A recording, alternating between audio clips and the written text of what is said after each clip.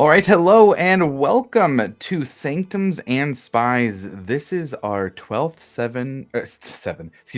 session with our still unnamed group here out of Asarius. But we are no longer in the Kryn Dynasty. We are out in the Zemni Fields. Before we get back to the recap and get back into the game, though, a little bit of housekeeping at the top of the session. We use music from a couple different places here for our games. The first one is filmmusic.io. Any songs that we use from filmmusic.io are going to have information down in the panels for each of them. You can follow those links to listen to the songs, get more information, and license music for yourself. We also use music from the official Critical Role soundtracks for Welcome to Taldore and Welcome to Wildmount. The generous folks over at Critical Role allow the use of those for live stream games, and so here we are using them. Highly recommend all the music involved. Before I get into a recap, does anybody have a lore drop for today to trade for inspiration before we go into the ice cave? I can throw out something. Sure. So I think I previously mentioned that Glorielle had served in the war. You may have also noticed that she has mentioned Cerberus Assembly a couple times, and not favorably. In the war, her unit, she was the sole survivor of her unit that was basically dropped by a single Empire wizard. And as she was recuperating, the higher-ups did tell her about the Cerberus Assembly, so... she's not super fond of them, and that's going to be fun since I think I remember from last session a brief reference to the person running the Dig and Schadengrot being associated with the assembly. So that should be fun in a session or three. Certainly an interesting conflict there, but definitely a lore fact worthy of inspiration. Go ahead and take inspiration for yourself. Will do. Thanks. Sure. Okay, well, getting back to the recap, hopping back into the Zemni Fields, there was a little bit of an issue. The Shadow Hand to the Bright Queen Esecthalis had teleported the group to the Zemni Fields just a bit north of the ruins of Schottengrad. And while casting the teleportation spell, something interrupted it, pulling some of the members of the party out of that teleportation. But with a little bit of time, the Shadow Hand was able to, with some help of a couple of other wizards who showed up to kind of help with the situation, Udia was returned to the group while the members of the group, Acacia and Jawan, decided to head out and stay safe to keep on the run from the connection that had been made from Acacia down in the first temple. But our party decided that after saving a farm from the Myriad and after being gifted a sword Frostbringer, to go to the cave where Frostbringer came from. Three generations before this, the farmer's grandfather had taken Frostbringer from the cave and believed it had brought them good luck at their farm. But after having saved their family, the farmers gifted the sword to the group, and they decided that rather than head directly to the ruins of Schottengrad, that up in this cave there may be items that were helpful, that may help them in their quest to find whatever it is that the map in the first temple was leading them to here at the ruins of Schottengrad and Zemni Fields. After an encounter with some odd myconid creatures and a sturgeon that had dropped on the group in the middle of the night. Side note, sturgeon are both freshwater and saltwater, so to call it a saltwater sturgeon is a little redundant, so we're just going to call it a sturgeon moving forward. But with a little bit of fish falling from the sky, the group was able to make their way up near Icehaven to a mountain range that was marked, or a spot on a mountain range that was marked by the farmer. And with a little bit of extra investigation and a couple new wolf companions who are missing their human, the group found a icy archway that looked like there was a split in between it that could potentially be opened, presuming that this was the cave that Frostbringer had led them to. With that, our party here is standing in front of this archway. It does have some odd writing over it. Seems to kind of be almost this weird mix of both runic but also different types of language. What would y'all like to do?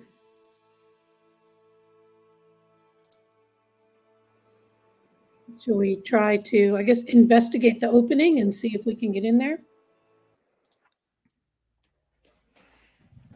Sure, absolutely. If that's what you like to do, go ahead and roll an investigation here for me on that.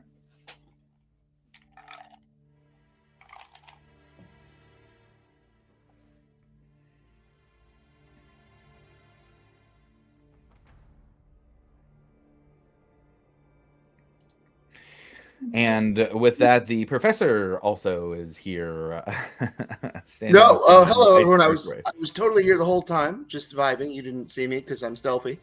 Got in just in time. Yeah, my dogs got off the leash and I had to chase him around. My bad. But I'm here. Also, I have there's a new medication that's made me super sleepy, so I might not be quite as vocal as I know all of you love. But that's okay. Yeah, appreciate that. Up. All right, standing in front of this icy archway here. Winnie, what was that investigation check for you? 21. 21. Okay, got it. So going up and investigating this, it does look like it's kind of this ornate etching into the rock here.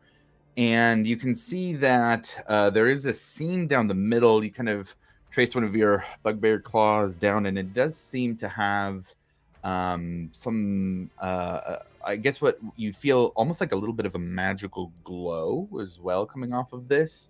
It does seem that the seam itself is almost like welded together in a way. It doesn't seem to be a door that you can push open. I would say you could also roll an accompanying Arcana check off feeling that magic glow.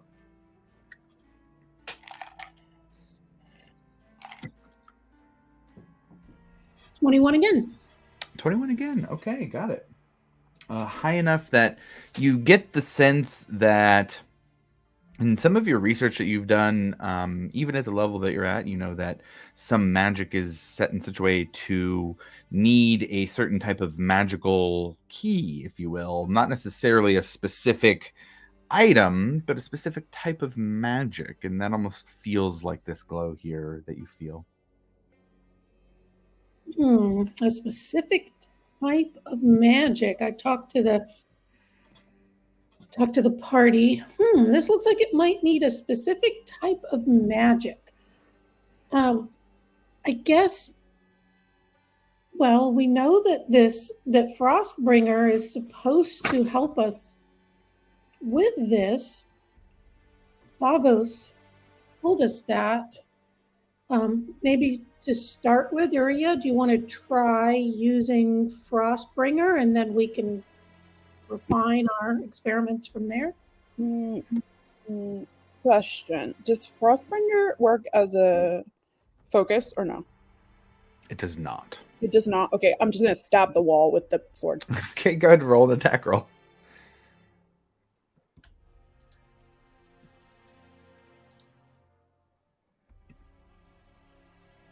Mother, 8.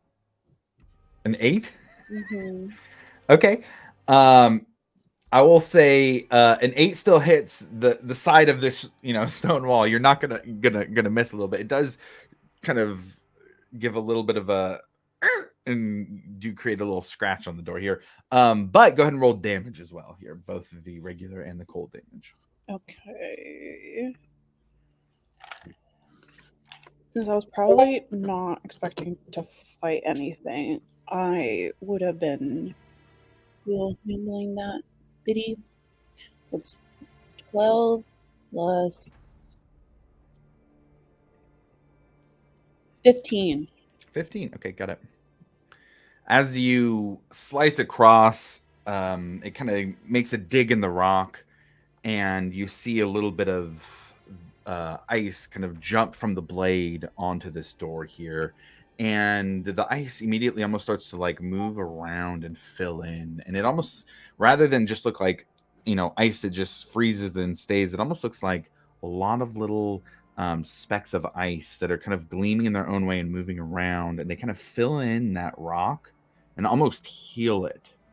But they then start moving over to the seam of the door. filling in as they go. They kind of go up to the top and then move downwards down the seam. And as they move down, there's this cold, foggy mist that comes off the seam of the door. And you watch as it slowly trickles down, getting all the way down to where the seam ends and touches the ground. And as it does, you hear a and you feel a rush of freezing cold air, colder even than the air out here inside, as the door kind of slowly opens into a cave. Okay, first rule of adventuring. If someone offers you an extra cloak, you say yes. Lesson learned. I'm going to just kind of like, this is not phasing her. It's cold, whatever, it's fine. She, like, the depths of the ocean are way colder than this. Just like, we're good. Okay, got it. Well, it's not wearing armor anymore, so that helps. Yeah. And what everybody sees as the door opens is a very snowy, natural-looking cave. There are bits of snow that have kind of bundled up in some of the corners, which immediately is kind of odd given the closed door. But you can see it's almost like on the ceiling, ice is filled in, little cracks and crevices, creating a little bit of sparkle to it as you kind of look in just in the first few feet here. Udia, with your very distant dark vision, you can see that this cave extends probably about 75 feet or so. It kind of does a little bit of waving, but you do see that there is some icy stalactites hanging down from the ceiling that almost like there's some stalactites that come down, but also from the bottom you can see that there are some that are large coming up. It almost makes this very like malformed, icy, sharp teeth jaw look at the end of it. It's kind of an interesting look, but you all stand here in front of the cave.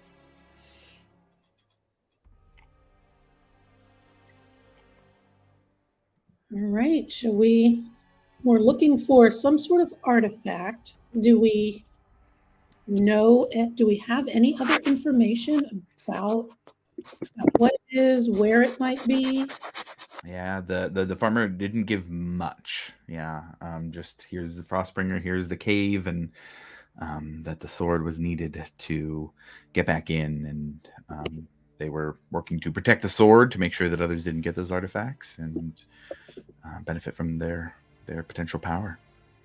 All right, then I suppose we shall just soldier on into the cave and look around, and Winnie's going to, I guess, be on high alert for dangers and traps, as well as, looking to see, whether they're, looking for an artifact or Sure. Yeah, right.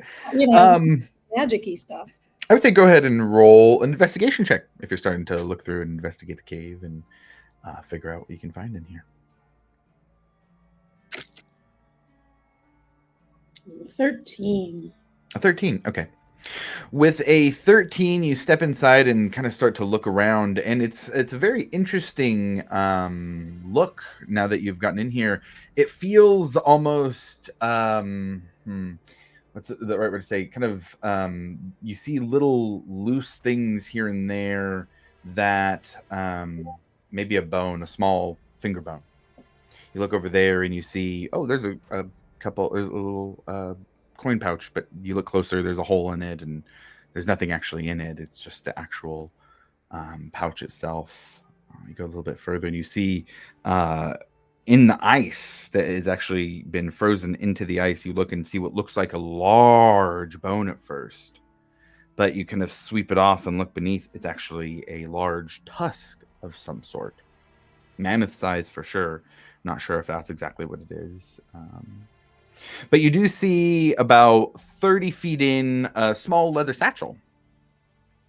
And it is kind of sitting on top of some snow with the strap of it moving underneath the snow.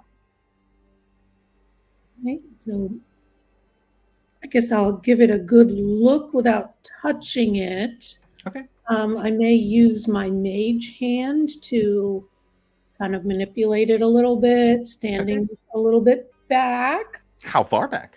30 feet. Everybody hanging out around Winnie while she stands 30 feet away with the bag. Not my first dungeon crawl, although it is Winnie, sure. so maybe she should be more reckless. Okay. Winnie stands 30 feet back, and you Winnie cast Mage reckless, Hand. never. What's that? Winnie reckless, never. Oh, You never you know. use the Mage Hand to kind of pull on it just a bit, and you can see the strap gives a little bit of resistance, that it's maybe hooked around something beneath the snow. But you can lift it up just a bit. Okay, so I'm standing right next to Winnie, 30 feet away, and I'm going to melt the ice, like the snow around the pouch. Okay. You do so, and you see underneath where the snow was a skeleton. And Winnie, you can see that the pouch, like you can open up this satchel. It doesn't seem to be locked or anything. If you would like to do so, you can do that with the Mage Hand. I would. Okay.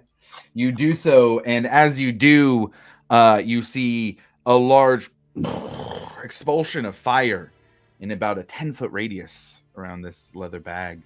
And everybody feels a wave of heat hit them, a very strong contrast to the cold air that is in this cave already. Well, that was rude. You do see there are a little bit of flames still around the leather satchel itself. Smart for you, though. I was real close to just walking over there and grabbing it myself. Yeah, I don't know. I mean, that other cave that we went in was kind of super dangerous. So with that being done, I guess can Winnie kind of tiptoe up and look in? Sure. Yeah, absolutely. You do see that it is a bit scorched, but the fire was mostly kind of going in an outward direction. You see on it there is like a scrap of paper, and you can read in common. Let me get back here. Away, you 3-inch fool. And you see that there is a book in the bag. Ooh. All right. Well, at this point, Winnie's curiosity has overcome her. She picks up the book. Okay. You kind of reach in and pat out some of the flames as you do and pull it out and open it up. And you can tell there are some pages that are too burned to read, but this is a spell book. A spell book! Winnie's first spell book! Ooh. Winnie starts reading it. Starts reading it. You see that there are 6 spells in here that are spells that you could transcribe. You see Color Spray, Hideous Laughter. You recognize Mage Armor, Magic Mouth, Rope Trick, and Tiny Hut. Ooh, Tiny Hut. I do love to see people reading as a professor. It really warms my heart. Color Spray, Hideous Laughter, Mage Armor, Magic Mouth, and Tiny Hut. And I got it. Color Spray, Hideous Laughter, Mage Armor, Magic Mouth, Rope Trick, and Tiny Hut. Rope Trick you're missing. Rope Trick. I should have bought more paper. Right, and it still costs me the same to transcribe as from anything else. Okay. I don't believe any of those are chronergy, so they wouldn't give you the discount for subclass. Okay. Well, I guess I will tuck this away and just tell everybody, look, it's a spell book. I don't think I know any of these. It's going to take me some time to study, but I'm gonna work on it, but maybe not right now. And can we inspect the skeleton? I wonder what he meant. Away, you 3-inch fool. Yeah, absolutely. Go ahead and roll an investigation check on the skeleton.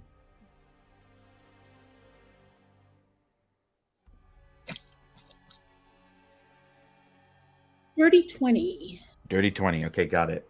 So you can see that the clothes here were of a cloth of variety, and they have mostly worn away. With a dirty 20, you can tell this has been here for quite a while. You don't see anything on the body itself that would necessarily indicate what they were talking about when they're in the 3-inch Fool comment. You can see remnants of like a leather belt that if you pick it up, it just crumbles to dust in your fingers. Doesn't seem like there's much here beyond that. That bag seemed to have been trapped, and the book, being a spell book, had a little bit more durability to it and was protected by the bag. But there's not much information beyond that. I'll relay that all to the group. Can I do a little melting around the space that we are in? Just kind of seeing if I can find like the actual stone walls or stone floors. If there's any like etchings or anything like that. Sure, absolutely. What are you using? What's just to get an idea of the speed of that?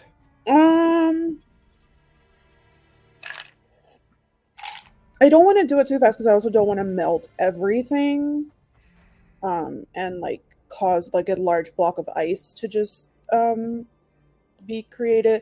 So I'd probably use my ability to conjure 3 cups of water to like slowly melt like little patches to kind of see like if I little bits at a time. Yeah, to see if like if there's nothing here, I'll just like move Sure. to a different spot. Because you know we have an old man, we can't have him falling. His head's real big. Ugh, all right. Okay, got it. Yeah, you absolutely do that. There are patches where there is snow that kind of melts the snow a little bit and then refreezes under it. You can make some more and pour it on, and eventually it'll all kind of melt down. You go and spending a little bit of time. It would take, I guess, it would take a significant amount of time to really like open up and to see all of the cave walls and everything. Was there a specific area you were focusing on, or a specific thing you were looking for? I guess I would just go in and like do like test. Basically, I'm doing test runs and like do just like a test, and like if I don't see anything there, I'll move like I don't know, like 5-10 feet down the hallway or like to a different spot just to see if I can find anything in like these little like 6-inch circle square. Okay. Patches. And then if I find something, then I'll take more time to like kind of like dig around that. Yeah, what I'd say is go ahead and roll an investigation check on this one. But I'd say go ahead and roll an investigation check on that. Yeah, you know, old is such a negative word. I prefer Well seasoned. I mean, your hip is brittle one way or another, so that's a 12. A 12. Okay, got it. Mm-hmm.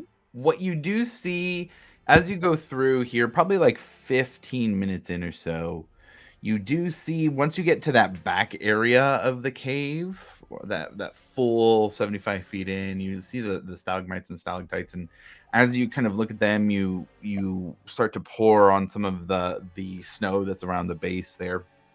You stand up and you do see that there is a snowflake almost on the back wall behind the stalagmites. Like the drawing of a snowflake? It looks like it's actually ornately etched.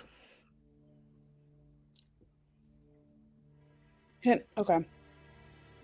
While Urea is taking her core samples of the floor, do I have time to ritually cast Detect Magic?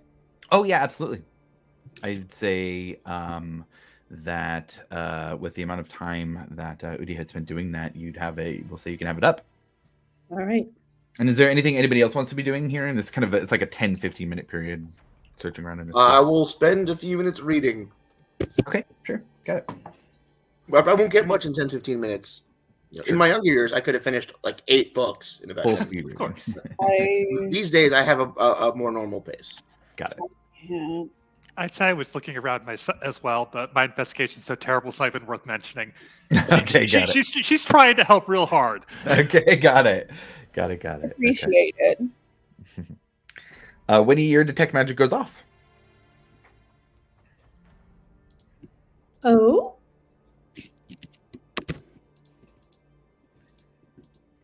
Guys, I'm getting a reading. What kind of reading is Winnie getting? You go over there and you can see that it's odd. It's kind of a. Let me see here. Let me check something.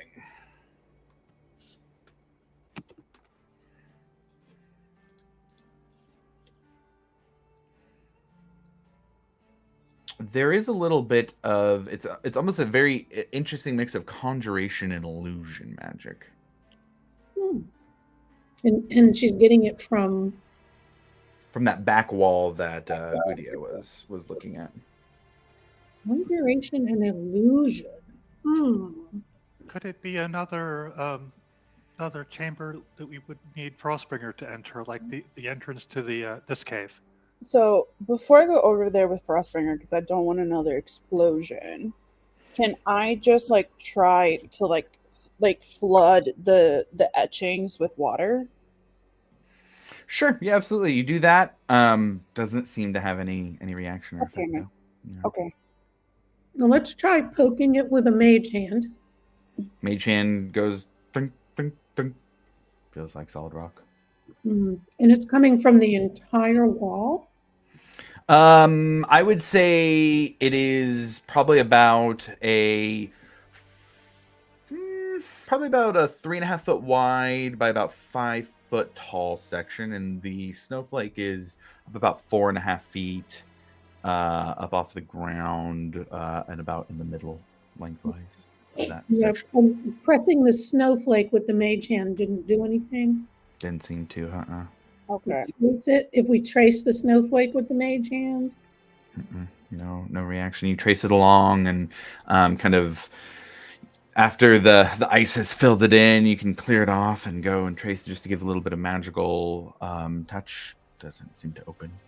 All right.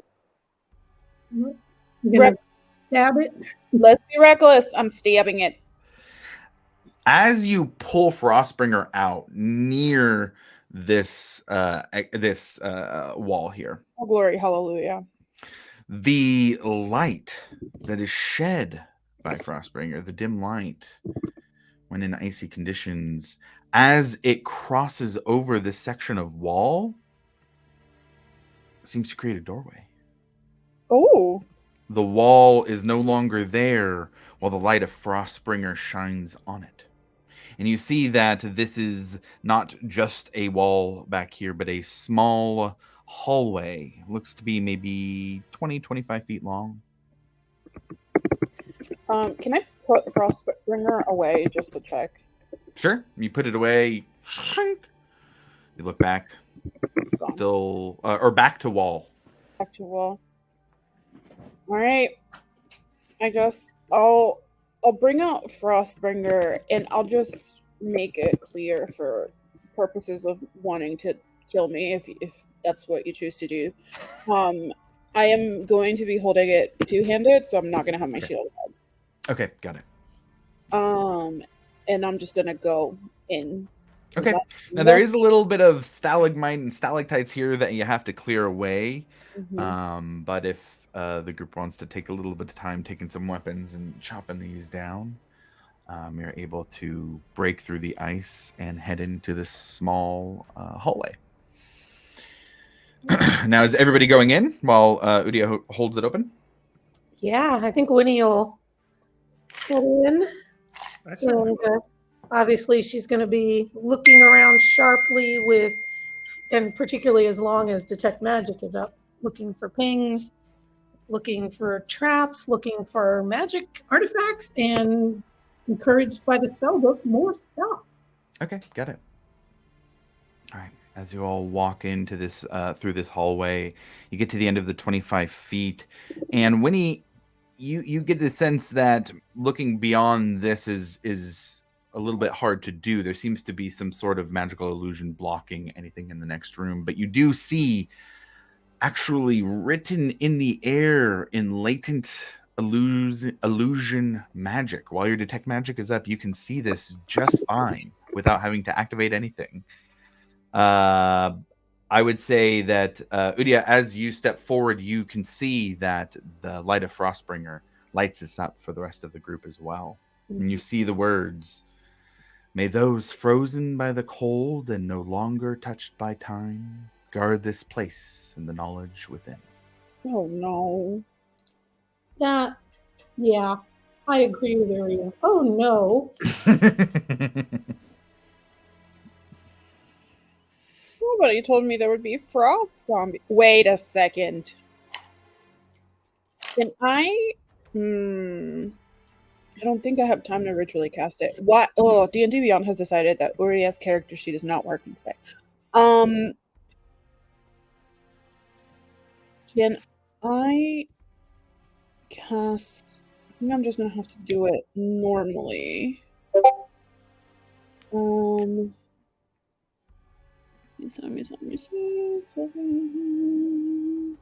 Yeah, I'm just gonna have to like cast Speak with Animals just using a spell slot.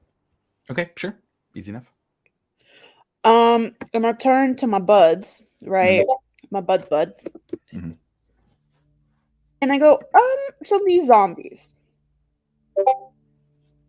Zombies? Well, I'm talking to the wolves, so I don't think you understand me. Yeah. You just see Urya going, rah, rah, rah, rah, rah. Was there any peculiarness about these zombies that took your master? Very fast. Mm. Long claws. Sharp teeth. Were they cold? No.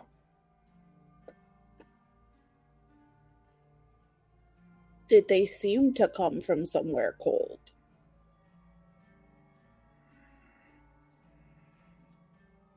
You kind of get a confused response back. Not sure how to tell. Were they wearing like...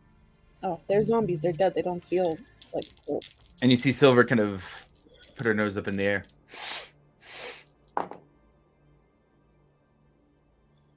Do not smell undead in this place. I'm a cleric. I didn't have to ask the dogs that. Oh, God. All right. Do you smell anything other than us here?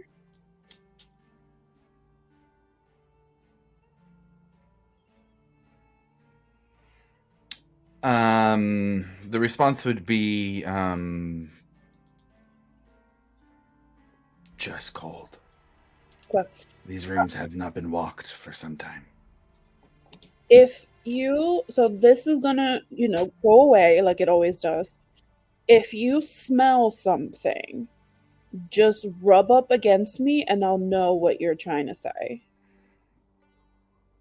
Yeah? I kind of give a little wolf nod. Okay. I can't believe I just spent a spell to figure out if there were undead here as a cleric. I need Jesus. Information gathering. Okay. So there does seem to be a bit of a threshold here to pass through. It just seems to be that you cannot, it's just dark. Like you kind of just see darkness here. And when you get the sense of a bit of illusion magic from your detect magic. But that being said, the group is free to do what they would like in this moment.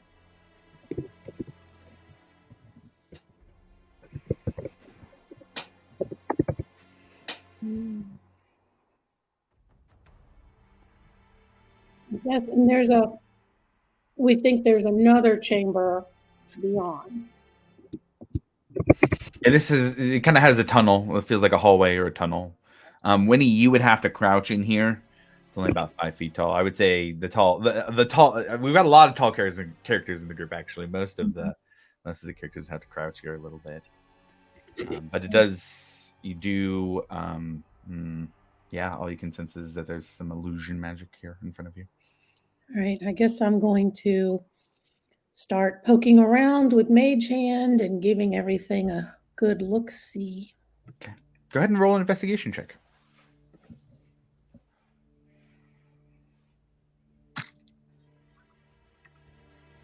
Okay. You don't see any traps of any kind. You don't seem to think that there's any concern. You Do you poke it through the darkness? Yes. Okay, you do so. Pull it back out. Nothing seems to happen.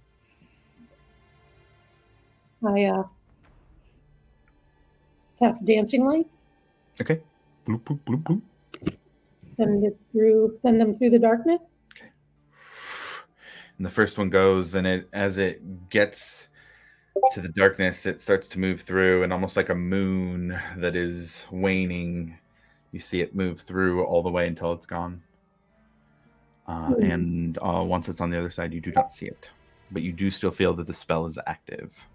I'm gonna regret this, but I'm gonna ask Owl to fly through and see. Got it. Oh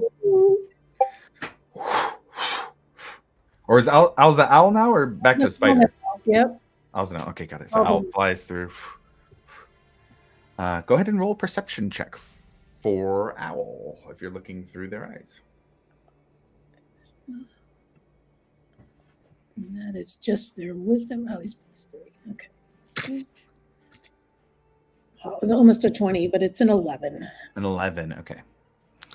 With an 11, Owl goes in and can see the globules, however many you had sent in at this point. And it looks like that passing through this door, it is the corner of a square room. Very symmetrical, very well made. It looks like some type of mix of a blue and black marble. Each of the 4 walls of this room seem to have ornate engravings, similar to the one that was above the first door into the cliff face. One has just a bit of some of these etchings, and it's a little hard to tell through Owl's eyes, but it does look to be mostly snow-themed snowflakes, ice crystals. Any words? And no words. No, just ornate decoration. I guess I'll have Owl fly around the perimeter of the room and have a look-see. Flies around. It seems to be mostly empty in this room besides the doors.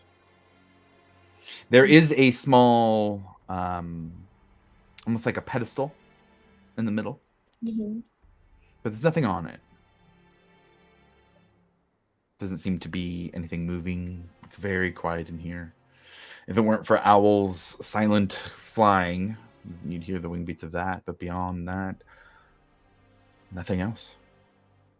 The doorways themselves are just openings. There's no door on them, so to speak. They're just tunnels to another room. And how many? There are 4, one on each wall. Okay. And the ornate decoration on each of them seems to increase from left to right. The door that Owl flew through is in a corner, and turning left, the immediate left, that wall kind of going diagonal from the door coming out has the least amount. The one to the right of that is a bit more. The third one, a little bit more as well. And the fourth one, with the entire wall up to the ceiling covered in beautiful but almost dark etchings. You can see that there's a little bit of gold inlaid silver here and there to make these images that evoke cold and winter, dark spaces.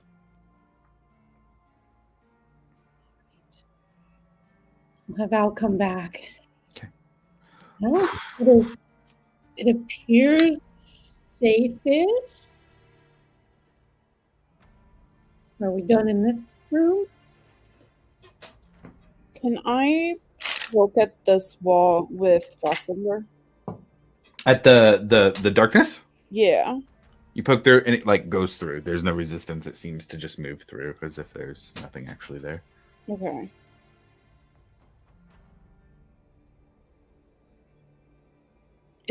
Did you say Owl left? Owl came back? Owl came back, yeah. I'll come back unharmed, hopefully. Yeah, Winnie. Owl's dead. No, Owl's perfectly fine. Winnie will step through. Yeah, I'll go with Winnie. Okay. The two of you step through into what is a cold, cold room. Talking if you were to pour out water, it would freeze before it hit the ground. Oh my goodness, I'm glad I have fur. But you step through. Professor and Gloriel, do you follow them? Yes. Absolutely, yes. Okay. The two of you step through next into the cold. And you are in this very... looking in it now, it's almost... it's impressively symmetrical. The floor is perfectly flat. The engravings are extremely well made. But there are 4 rooms, or rather 4 hallways that lead off to other rooms. Is Detect Magic still up, or is that? I would say Detect Magic will still be up. Yeah, this has been a pretty quick process going in here. I would say that there's probably about 2 minutes left on Detect Magic. All right, Winnie's gonna run around the room and see if she gets a ping. Sure. There is a bit of conjuration magic on the pillar, but it seems almost warded in a way. It seems like it is meant to, with the tech magic up, I would say that you can sense that there is something that is, it's almost like a silver cord that extends from the top of this, and then once it goes into the ground, it spreads out to each of the 4 rooms.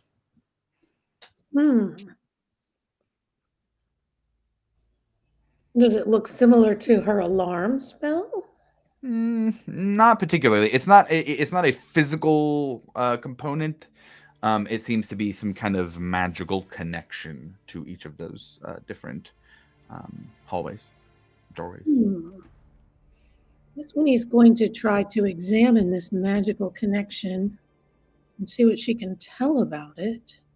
Sure. I would say you can roll an Arcana check. Is the connection the same to each of the 13? 13. Yeah, the connection seems to be the same overall. With a 13, I'd say the thing that you remember most would be something like a spell, like maybe Glyph of Warding, a spell that you've heard about but not learned yet. One that waits for a specific condition to be met before it triggers, and that with 4 connections to each of these 4 different, going off into these 4 different doorways, it would seem that you know, if there are 4 conditions to be met here, then perhaps that will conjure whatever is being connected. And it's going to conjure something. Yeah, you do get conjuration magic from the top of the pillar. So if I were to guess, I would say maybe this pillar will conjure the artifact with energy from each of these rooms, or it could be waiting to blow us up when we enter one of them. That too. One of the 2. Those are my guesses. Can I go like towards where Winnie is, and lift Frostbringer up in the air, kind of like casting the light around the room, see if there's anything that happens? Nothing different happens. It does. There is already dancing lights up, so there is light in this room. But nothing different seems to happen here now that you're in this main chamber. Okay, and then my question is one of the 4 entrances the one that we came in through? No, there's those 4 entrances, and then the hallway that you guys came through is in a corner. And it doesn't have any of the etchings, any of the ornate drawings as the other 4. It is very much just kind of carved out. And now that you look back in, there's that same illusion, just darkness on the other side. Okay.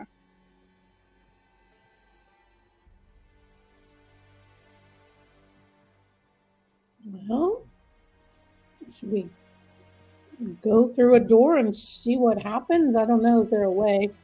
I don't know if we want to disarm this. I think that's a great idea. Let's go through the fancy one. All of them are fancy. One is more fancy than the other. All right, we'll go to the fanciest one. Okay.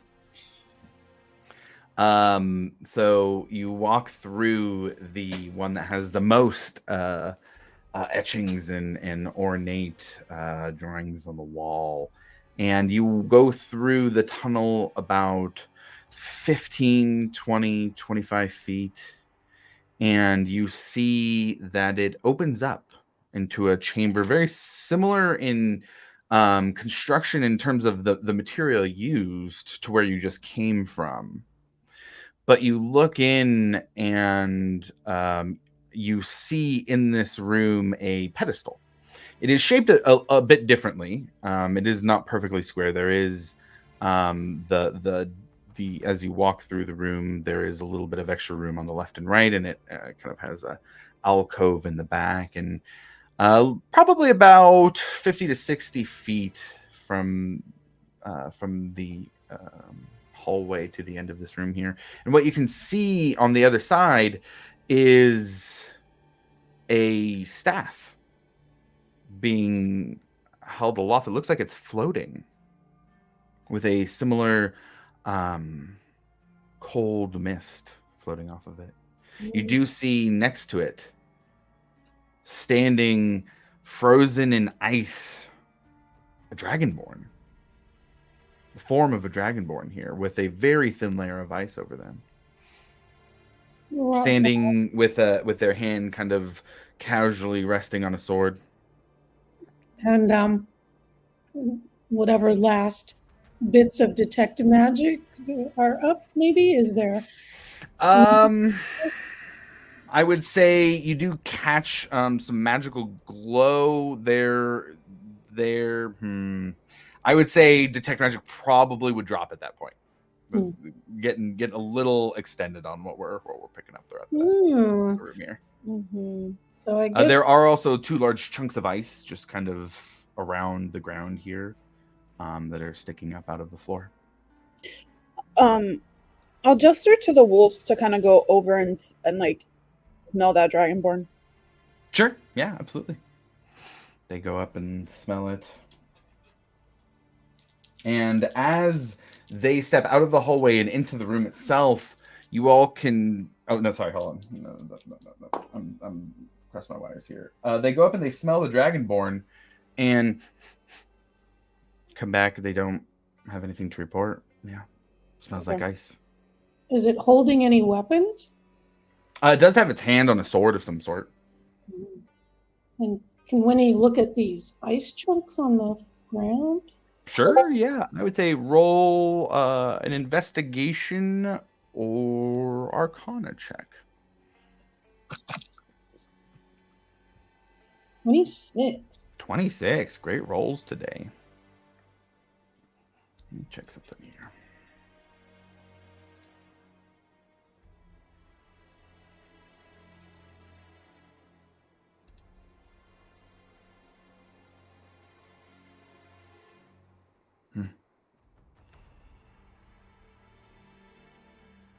Are we going with arcana or investigation?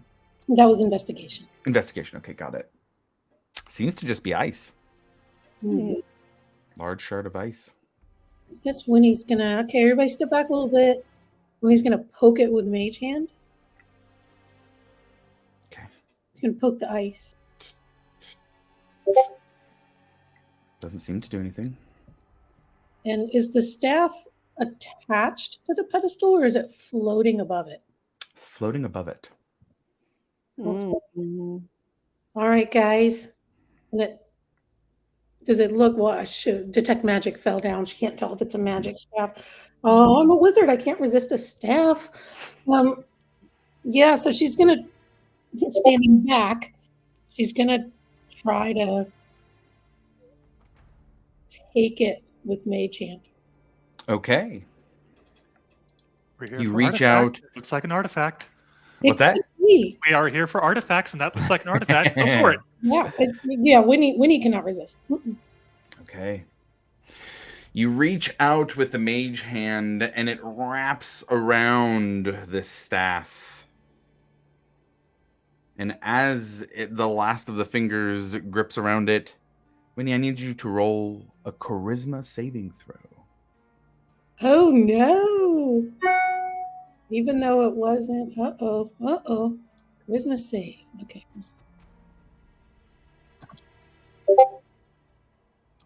Oh, that's a 9. I think I'm gonna use a one of my chronergy shifts to Okay.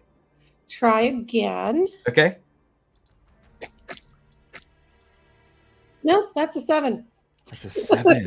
Wow. Okay, Winnie's blown up or something. Okay, the staff raised in the air starts to spin. Winnie, you hear a voice in your head. Why don't you take out these intruders? Oh Oh no! I need everybody to roll initiative. Oh no, As Winnie's Winnie, gonna you are die. now charmed by this staff. Okay, so the problem is that my psychic blades are not. I don't have the non-lethal option, like if I were using a dagger. So Yeah. That's why I said Winnie's gonna die. no, my character sheet just went bananas. Mine too. That's what I'm saying. all right. I wonder if D&D Beyond the encounter builder is looking really weird too. No. Oh, hold on. Mine's I'm not showing everybody's rolling death saves. No. No. need Hopefully to- not. I Yeah, can't yeah. Hopefully not. Oh no. What did you Okay. How did you Oh, kill us with wow. initiative? I have no idea. Okay, so I got 27 for Winnie and 23 for Gloriel. Does that sound right? Yeah, that's what I got. Okay, and then how about I didn't- Professor? I didn't roll, but I'll Oh, you- take it. 7. Okay, well, no, go ahead and roll initiative. I don't know why I put it in there then. Yeah, so we'll get Professor, Winnie, and Urias. I got Yeah, a D&D Beyond is not like working for me, but I have a +5 to initiative. Can someone roll for me while I try to get it working? Yeah, just I to got get it. things along. Yeah, sure. Is it +5? I got an 11, so 16 for you. 16. All right, I'll remember that. I can't either, but I have a +7 plus a D8. +7 plus a D8. Okay, so the D20 roll is a 7 plus 7 would be 14. Plus a D8 is a total of 18. I'll see if the phone app will cooperate with me. My phone app isn't working either. What is going on? What a terrible time for D&D Beyond to crash. All right, we're going to make this work either way, guys. We're going to make this work either way. Yeah. If I forget my stats, I have a +17 to everything. Just letting you know. Oh, got it. Right. Plus Helpful, 17. helpful. Okay. Or I did Back when you were younger. in my younger years. Younger. No problem. Oh no, I have too much going on to Oh, no. This is memorize so my. scary. Okay, and Udio, what was your Dirty initiative? Dirty 20. Okay, got it. Okay, so let's start this and see how it looks. Weird. Yeah, D&D Beyond is glitching out. Okay. Well, we're going to get going and we will make this work. If I need to pull up people's character sheets on my end to see if I can do it, I can definitely do that. I'm so glad I downloaded my character sheet. Yeah, you have the advantage here on that for sure. All right, well, let me get set up here real quick and we'll get going.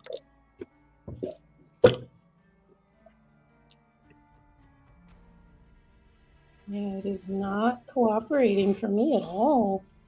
That's okay. I have physical dice and I remember most of my stuff.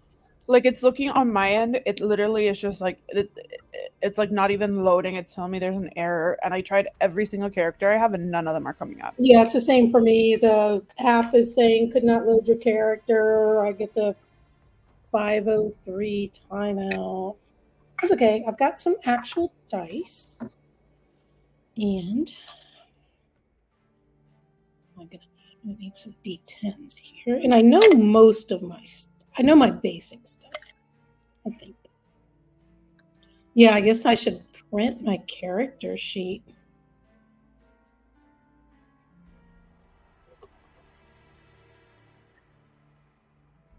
One of my family members, when Wizards of the Coast was doing their crazy OGL stuff, he not only canceled his subscription, he deleted his account, and so now he's playing with paper character sheets.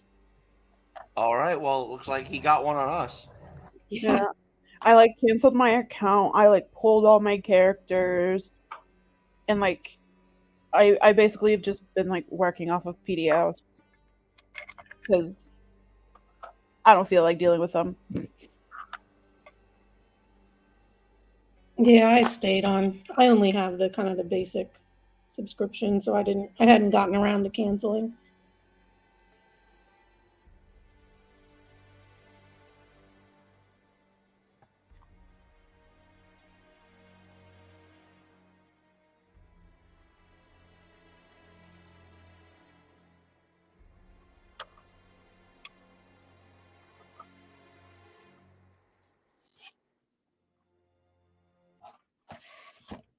All right. Okay. So, as Winnie hears that voice in her head, she turns with an odd stare, looking at the group. And as the hand grips the staff, you all hear as the ice around the Dragonborn breaks, and the two ice shards start to move as they put hands out onto the ice that they break free from, as there are two ice mephits in this room as well.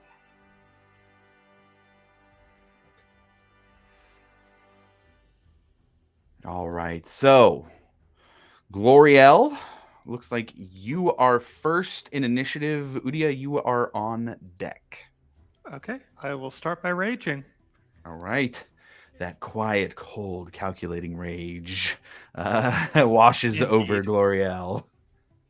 And having absolutely no idea that there's anything fundamentally wrong with Winnie, I'm going to rush over to the nearest ice method and take a couple swings. Sure, absolutely. Go ahead and roll some attacks. They don't look too bad, so great weapon mastery. And reckless, of course. Of course. Of course, of course. That's a natural 20. It may not be a couple of attacks on the method. Yeah, go ahead and roll some damage on that. Oh, do you have any more chronology things to not get crit? No, that was good. Oh, okay.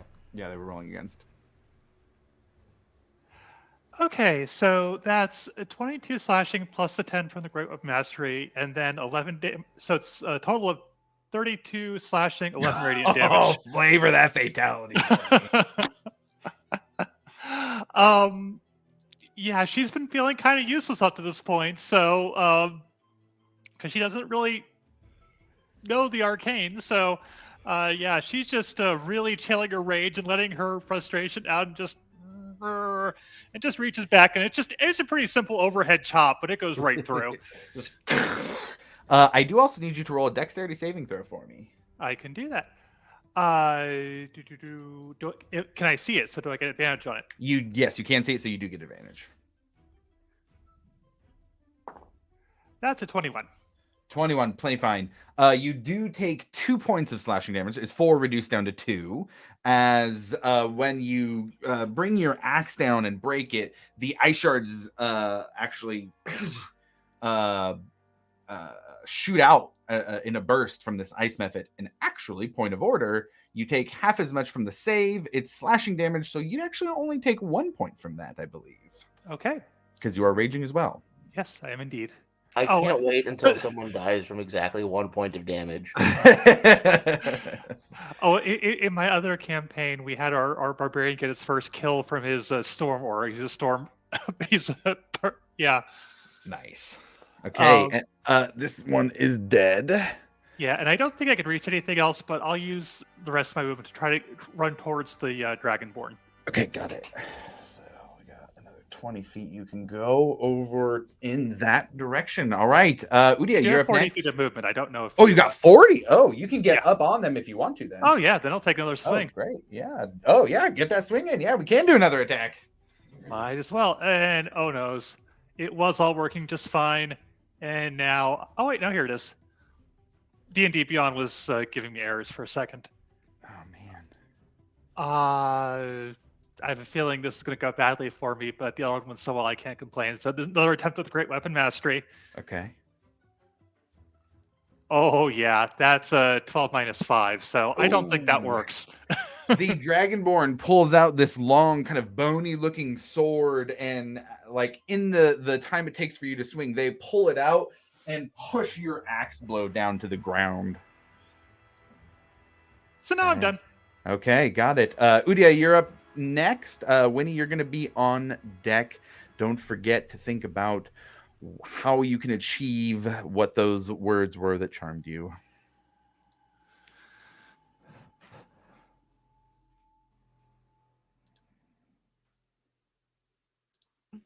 Okay, do I notice anything weird about Whitney? I would say probably not at this point. Alrighty, then. Fun. Okay, bonus action, spiritual weapon on the Mephit. Okay. I still have not printed a fish spiritual weapon. I got to do that. Mm-hmm.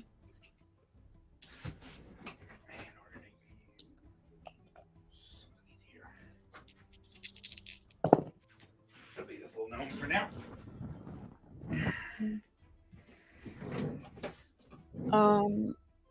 All right, that's a 22 to hit Yeah, definitely hits.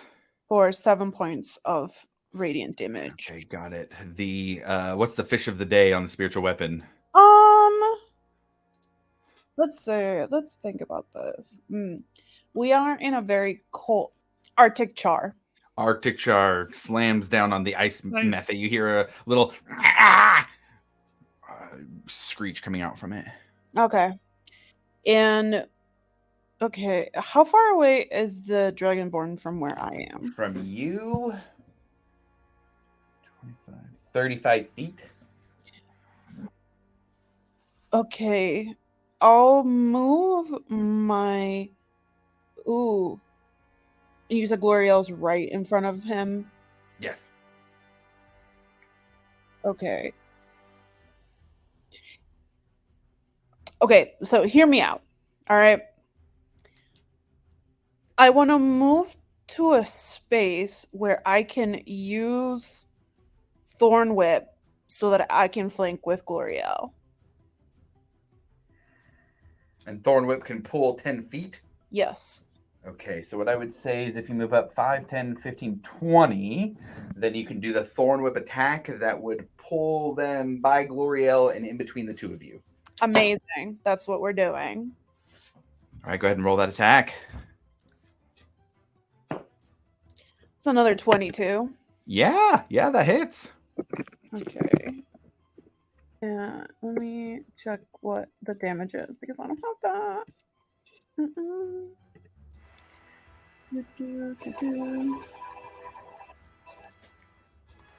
Okay. So that is going to be D6. 5 points of slashing? Okay. I don't know. A Some little bit of damage. Thorn Whip is, I believe, piercing damage. Mm-hmm.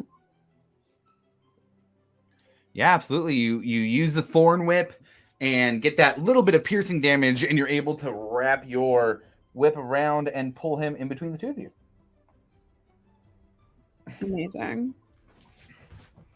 And then the thing all the way at the opposite end is the staff. Correct. Yeah, that's what I'm using for the staff here. Just it has a little bit more visibility than a toothpick. That is all for me. All right, Winnie, you're up next. Hearing from the staff to get rid of these intruders. This is the domain of the staff itself, and these are all your enemies now. And did it say to kill them? It said to get rid of these intruders. Get rid of them. It did not specifically say kill, but the message was to eliminate them. Okay. I don't know if then she would attack or she would try Oh, that only targets a single creature anyway, so that's not going to help it. Okay, so that wouldn't be effective. All right, then Winnie's going to use her best attack on Gloriel, who's been Okay. doing the most damage. She's going to cast Firebolt. Okay, go ahead and roll an attack. All right, that's a 27 to hit. L'Oreal, does a 27 hit you? Surprisingly enough, it does. You see Winnie's face turn into it's just kind of racked with anger and throw a firebolt your way. How much damage does that deal, Winnie? 8 fire damage. 8 fire damage you take, Gloriel. Okay. All right, Winnie, doing anything else? That's all she can do. Okay. And yeah, okay. I get to All make right. a save again or nope? Not at the end of your turn. Wow. Yeah. Okay. All right, Professor, you are up next. Everything got really terrible initiatives on my end. Yeah, wow. So these things are like made of ice? The one that is by the fish right now, this one is made of ice.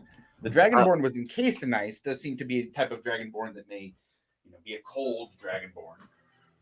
Okay. But doesn't have ice on it. I wonder if my psychic blades will do damage to ice creatures, but you know what? Sometimes you gotta do empirical things. So I'm gonna make an attack, and it's a 1d6 plus, d20 plus 5 plus proficiency, which is 3, so it should be plus 8. Can someone roll that for me? I don't have dice. Yeah, I got you covered. Unfortunately, that was a natural 1. Oh, never mind. Well, I'll use my bonus action to attack again. Do another one? Yeah, absolutely. Yeah, but this one only does a d4 damage instead of a d6. But it's still the same roll to attack, to hit. So that was 11 plus the modifiers. I think you said it was plus that's 8 a 19. modifiers. Yeah, so that will definitely hit. And you're attacking the ice method? Yeah. Okay, go ahead and you said it was d4 plus 5 plus sneak attack. Because it's near a thing. It's near an ally. It's not near an ally. It's near a spiritual weapon. Yeah, that's kind of my fault. I need to get a dang fish spiritual weapon plus 5. Okay, so that's going to be let's see, 8 points total there. That's fine. As it takes the hit, it's looking. It seems to be like it's chipping away at this ice. It's already looking like it doesn't have much left to its body.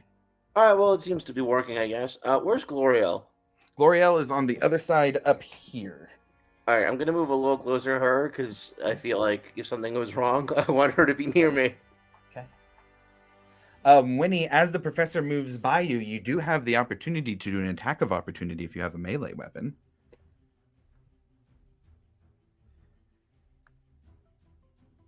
I do think I have a melee weapon. What do I have? You can always punch. I have a sling. That's not good. I have a quarterstaff. Oh, I think that would definitely work. All right. I'm not that good with it. 12. A 12. No. Does that hit the professor? No, it does not. All right. Professor, you see Winnie swing her quarterstaff over at you as you run over to Gloriel, and you duck out of the way, but you kind of have an odd, curious thought about it. I look very wounded, like emotionally. Not physically, just emotionally. Yeah, just like take emotional damage. Okay, got it. All right. Anything else for you, Professor? No, that's all. Okay, got it. All right. Well then.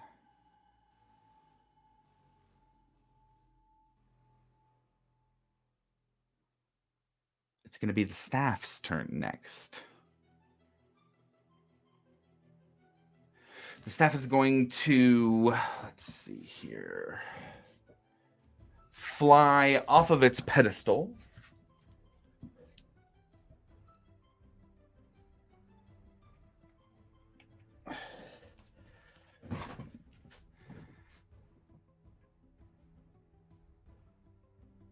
And looking, or kind of Winnie, you hear in your head, Let me show you how they can be eliminated. And even with the Dragonborn in its range, the staff is going to cast a cone of cold out in front of it at the three who are fighting or up near the Dragonborn. Gloriel, Udia, and Professor, go ahead and roll me a Constitution saving throw. Don't love that. Don't love that. That's just a flat +1 for me. Just a flat +1? Okay, got it. Yeah. So on that roll, you got a 14. Wow, that's better than I would have expected. I got a 16. Okay.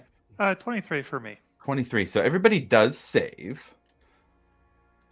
That is a plus. However, It's still a ton of damage. yeah, it is still a bit. It's not doing it on that, so let's do it this way.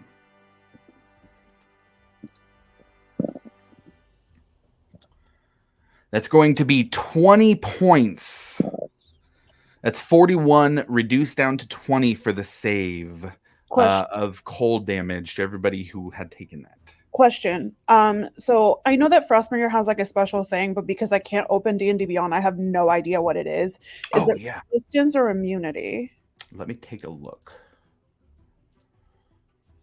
And luckily, that's right here. In freezing temperatures, when you draw it, whenever it's cold damage, it does not actually give you any resistance or immunity to cold. It allows you to deal extra cold damage. No, in my sheet, my character sheet in D&D Beyond, it showed to give me an immunity. To cold? Yeah. Oh, interesting. Let me see what I can find here. Only D&D Beyond could cooperate for once. It's doing okay on my end. Yeah, I have resistant to fire on your character sheet. Oh, I wonder if it's that. Yeah, resistant to fire is on here. Okay. And that is from Frostbringer. Yeah, okay. Resistant to fire from Frostbringer. Got yeah, it. That's it.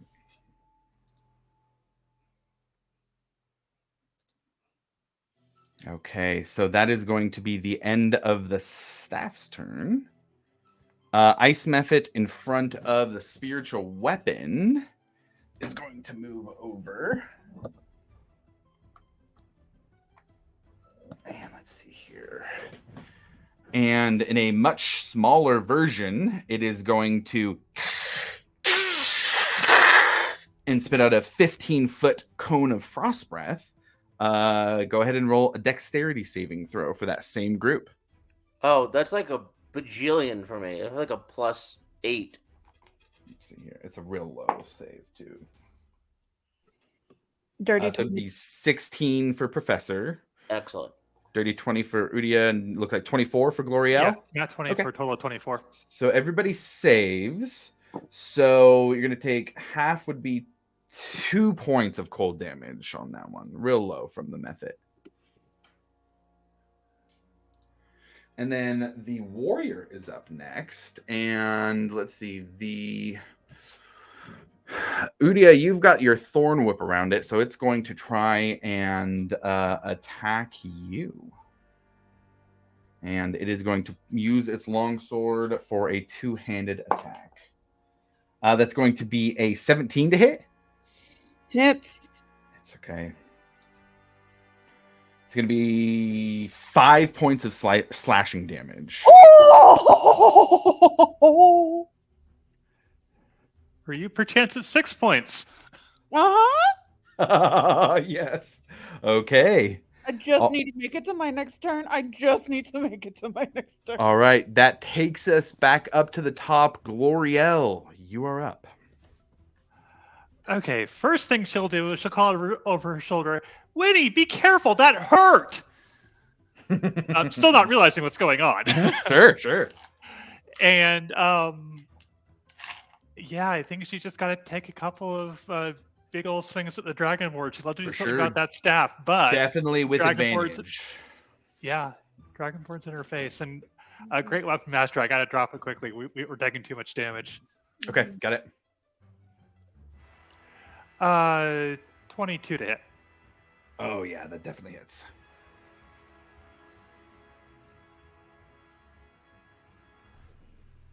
So I'm actually going to remember my rage damage this time. Oh, yeah.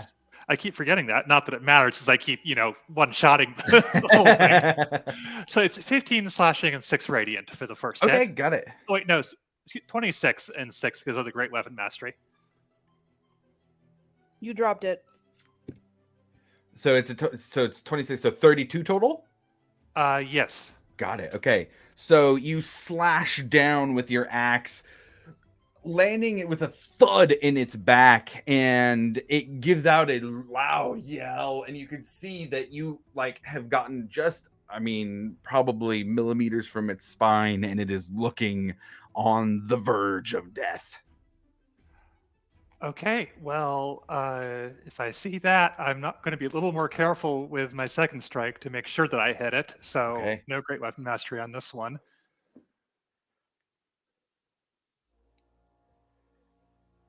Uh, 24 to hit.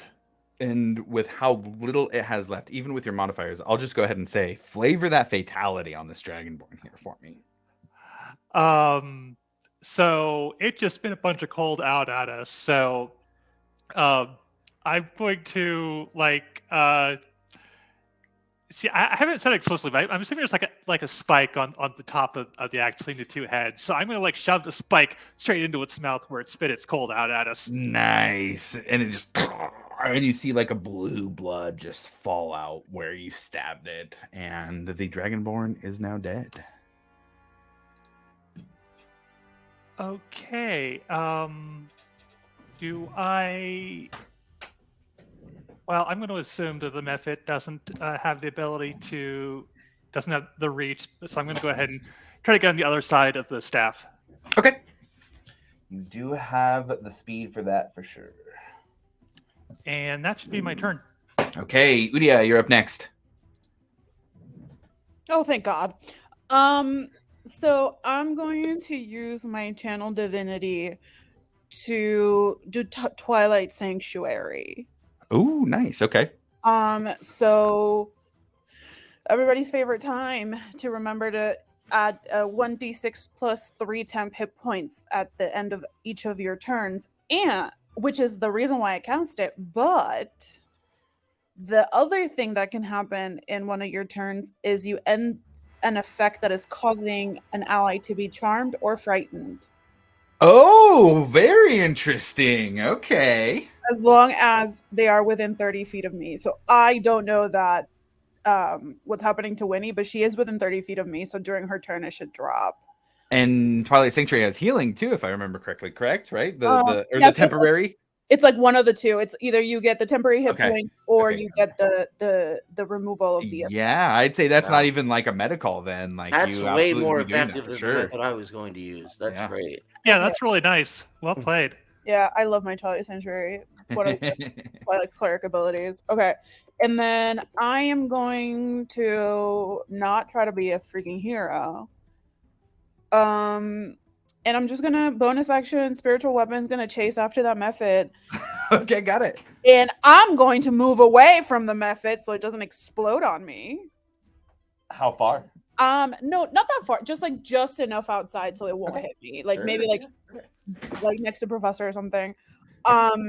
Yeah, and my staff is gonna hit. 25? 25 hits. 5 points of radiant damage. Go ahead and flavor that fatality on what this little Mephit has left for life. So the fish is gonna come in, drop on the Mephit, and it's gonna be kind of like a fish flash freeze. That's awesome. Okay, got it. Yeah, so now it's just kind of wrapped in, it's served on one of those foam platters with plastic wrap around it. It's ready to be sold at your local HEB. Yeah, there you go. And shards of ice fly out from the ice Mephit as it dies, but nobody is close enough to take that damage. Yes. Nice. And I am done. Okay, now point of order. Twilight Sanctuary happens at the end of your turn, at the end of the turn of the person inside of it. Give me a second. Let me read it here. So, as an action, present your holy symbol, and a sphere of twilight emanates from you. The sphere is centered on you and has a 30-foot radius, and it's filled with dim light if it matters. Okay. It moves with me. And it lasts for a minute until I am incapacitated or die. Whenever a creature, including you, ends its turn in the sphere, you can grant that creature one of these benefits. And it's either the 1d6 plus 3 temporary hit points or the end of the effect that is causing somebody to be charmed or frightened. Okay, got it. Well, then that means that this turn, Winnie, you are still charmed by the staff, and it would like you to get rid or eliminate these intruders. What are you doing? Yeah, so Winnie's like, okay, I don't know, does the staff have a name? Is she aware of? Not that she's aware of. No, Okay. just kind of the staff.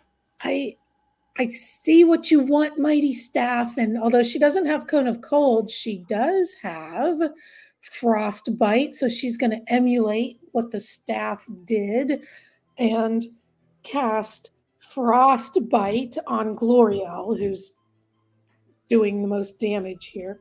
Okay, Gloriel, go ahead. I believe that's a save for Frostbite. It is. It's a Constitution save, 17. Gloriel, go ahead and roll that con save. That's a 10. I will take the damage. Okay. That is 7 points of, must be cold damage. Got to be cold. And the next weapon attack roll is at disadvantage. Okay. Okay, got it. Attack is at disadvantage. Sorry. And this time, Gloriel, you can be with this type of spell, even as a fighter, or a martial, I should say, not a fighter, but somebody who fights physically.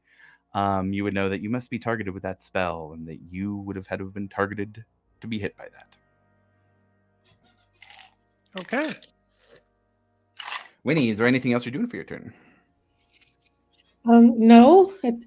At the end of her turn, I guess her yellow glow over her eyes will fade, and she'll shake her head, and her ears will flap and say, "You dirty scoundrel! You tricked me!" And she will end her turn. Okay, got it. All right, Professor, you are up next. What are you doing? Is there anyone left besides us, or was there the Dragonborn? There's the staff. When you said it was spinning, was it spinning like a dreidel or like a baton?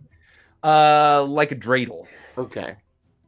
I'm just gonna hold like a psychic blade attack if that's necessary. And I'm just gonna like look at Winnie and be confused and say like, "Hey, what are we supposed to do?" Okay. So what's you're holding the attack for? What's the trigger? If it's dangerous, then you attack it. Okay, so it's like if something attacks one of the party, then you're gonna roll your psychic blade. That's good. Okay, got it. Okay, well then, we are back to the staff's turn.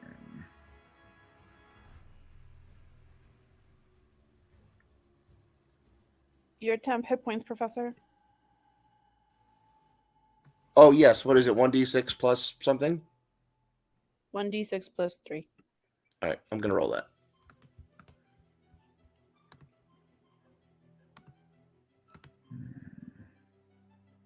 Hey, 9 temporary hit points. That's dope.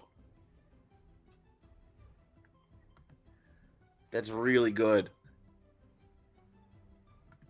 Thank you. Okay, so the staff is going to The with warmth of the dim L'Oreal light right makes there. my frostbitten body feel less awful. All right, it is going to turn towards Gloriel, kind of turn sideways, and you see the staff actually swinging down at you, Gloriel, and that is going to be a 17 to hit. Yeah, that's my AC. So yeah, it hits. Right. Okay. Now I will unleash my attack, I guess. Okay. Yeah. Go ahead and roll the attack. You do have an ally there. I wasn't sure what was happening, but now 26 to hit. 26 hits. 18 points of psychic damage. Oh, nice. Okay. Yeah, for sure. Yeah. It takes the 18 points as your psychic blade hits it, and you kind of see it give like a midair twitch. Gloriel, you're going to take 8 points of cold damage. Okay. I'm not down, but I'm pretty gosh darn close. Okay, we're back up to you. Gloriel, it is your turn next. What are you doing? Ah, by the gods, this is awful.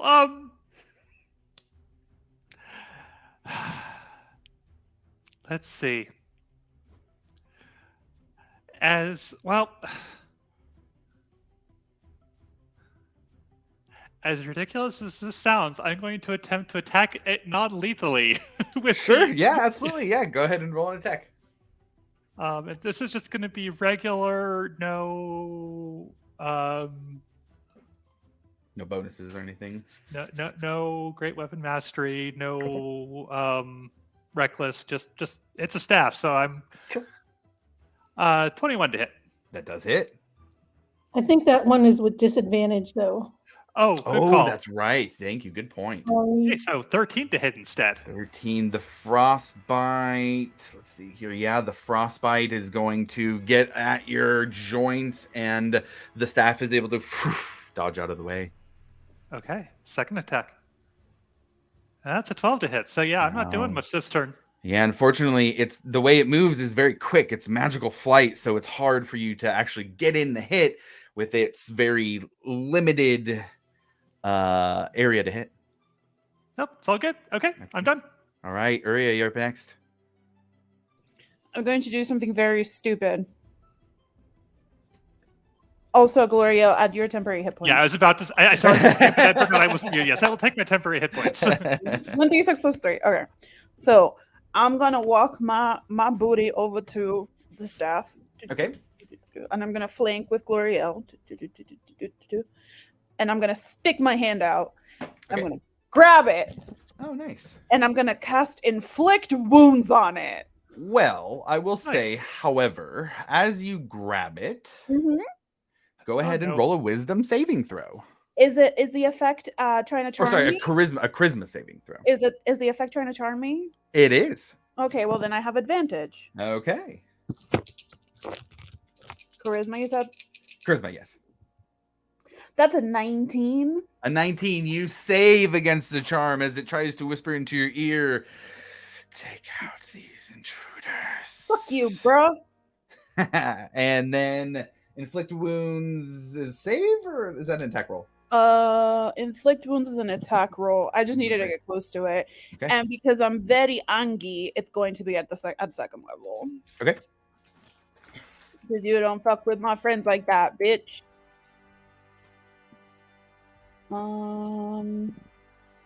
Let's do the little d20. That's a 21 to hit. That will hit. Yeah, go ahead and roll some necrotic damage. Okay, hold on. I need to figure out how much necrotic damage this is because I think it's a lot.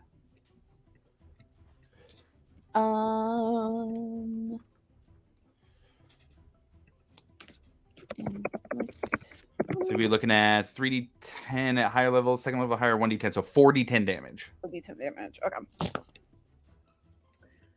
So it's gonna be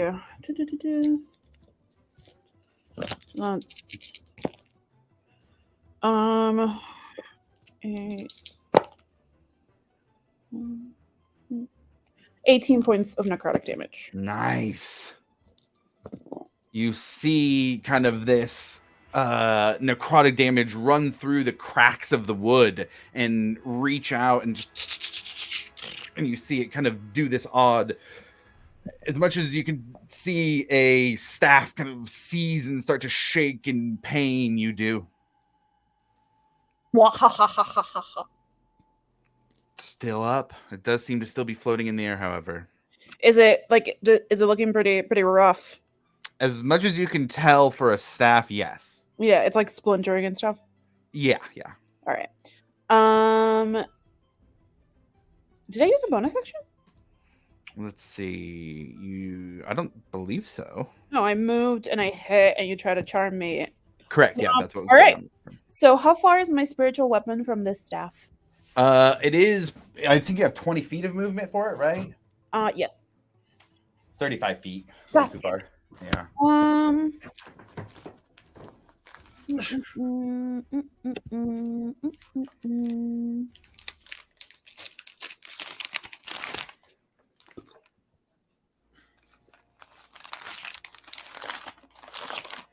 Wait a second.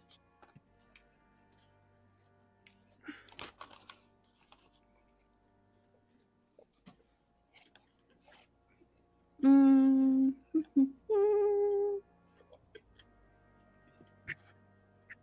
And Winnie, you're going to be on deck here. Yeah, I don't think there's anything else that I... Did you want to move the spiritual weapon up either way? I'm The thinking... 22. Yeah, I'm thinking about it. Just give me 1 second. How many second level spells do I have left?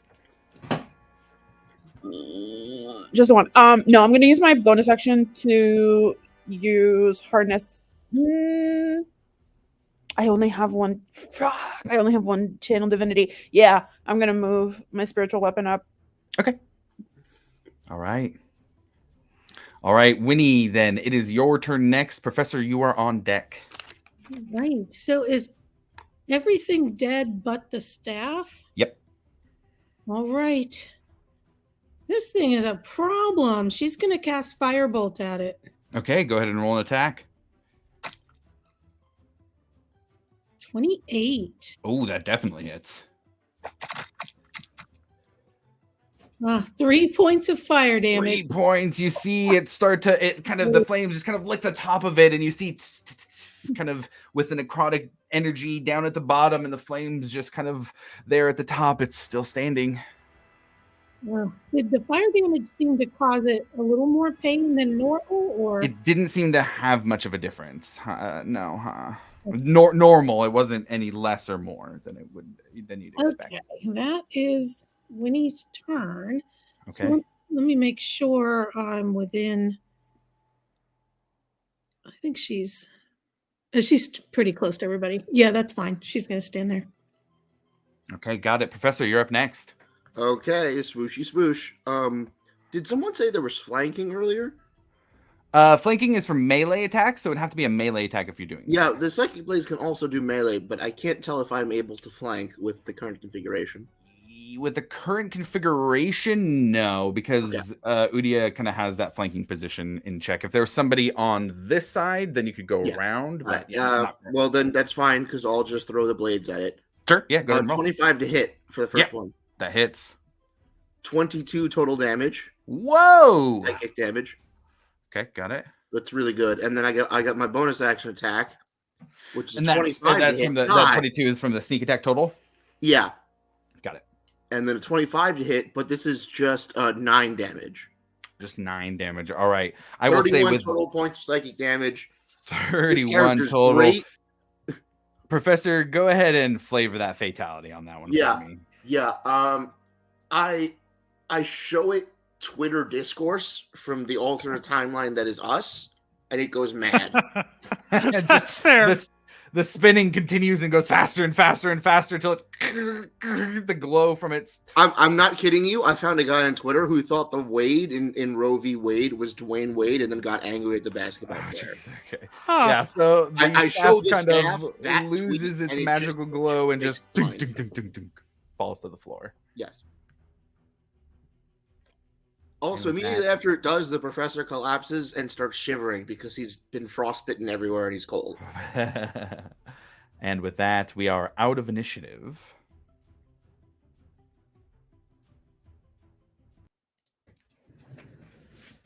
Guess Winnie will run up and try to ritually cast Identify on the staff. Let's see, what the heck was that?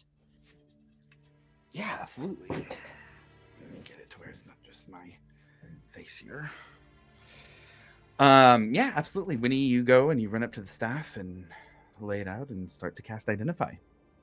What is everybody else doing while Winnie does her 10-minute ritual here to do that? Do I have a tinder box? I think I do. I'm gonna make a fire and try to warm up. What are you making a fire out of? I have a tinder box, and yeah, I guess I didn't bring like wood to burn. I guess that's the nature of the question. What are you burning here if you want a fire? I have torches. There's a dead body. There is a dragonborn body. Yeah, there I'll is a burn the dragonborn body. Do they sure. burn? I don't know. Sure. Yeah, you can grab the body and start to burn that if you'd like. That Okay. might make sense to look at the body before you light it on fire. I'm just saying. All right, well, then I'll just light some torches to start and warm my hands on the pile of torches. Okay, got it. And I'm gonna cast Prayer of Healing. Okay. What is the total that will give back? I think Prayer of Healing was AoE, right? Yeah, it's 30 feet, up to 6 people. Yeah, this should be everybody.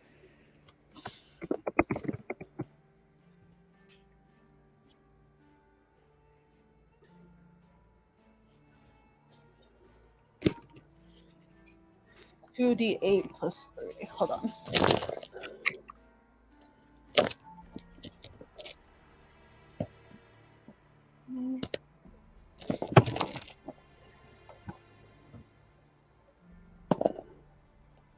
$15 points of healing.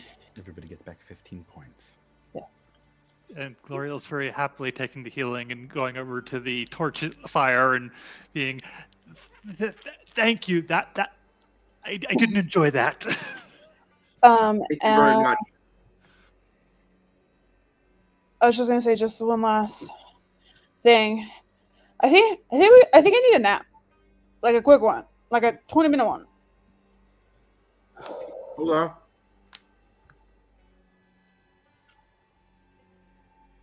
I wouldn't say no to us taking an full hour.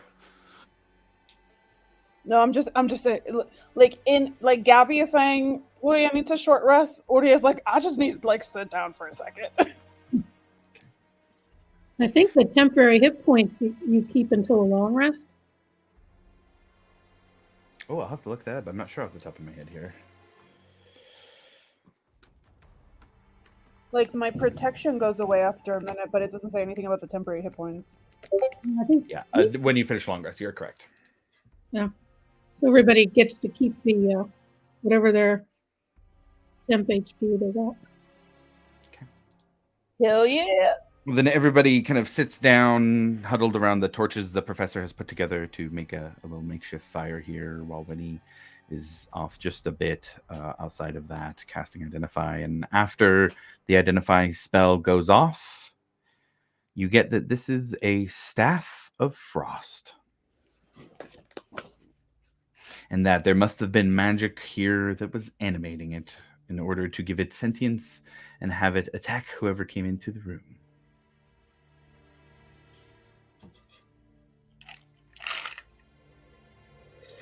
This is a Staff of Frost, guys, and it's still useful as one.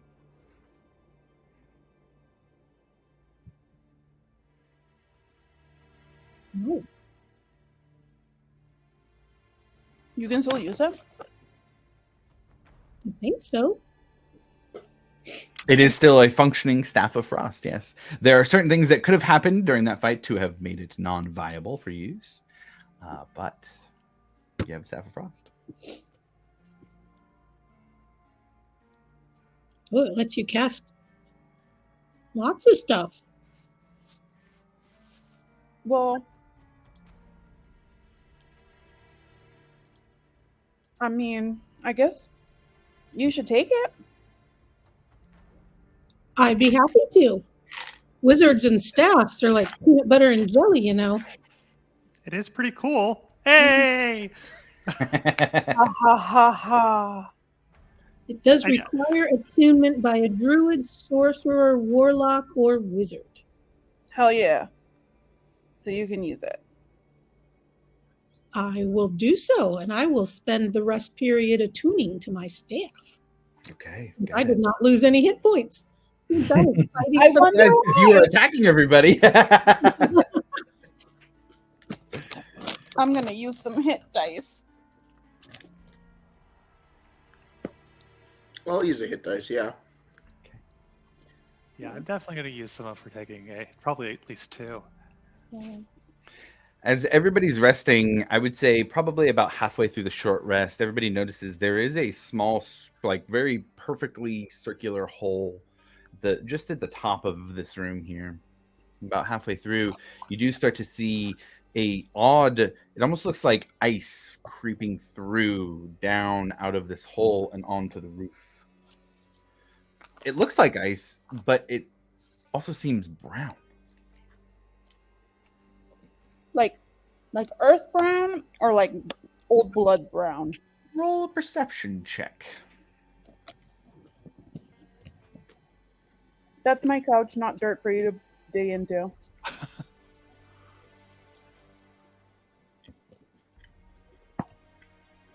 Um, 16?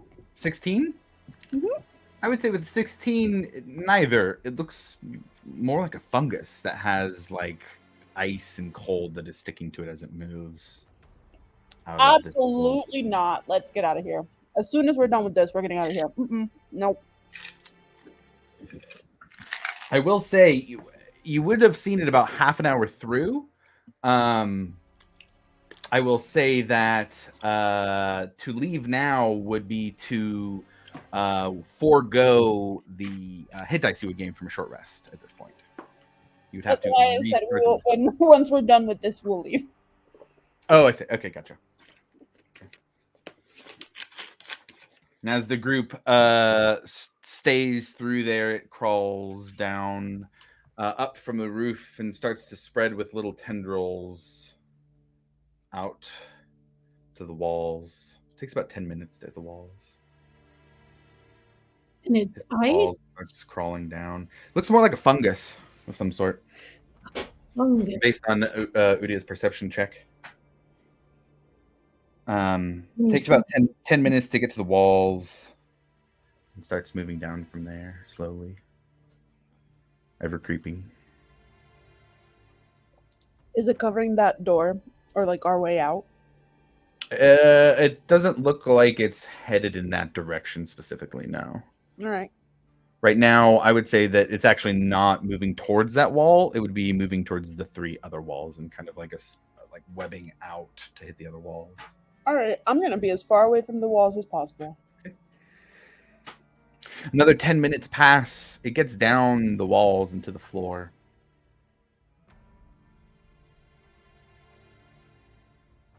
By the end of the short rest,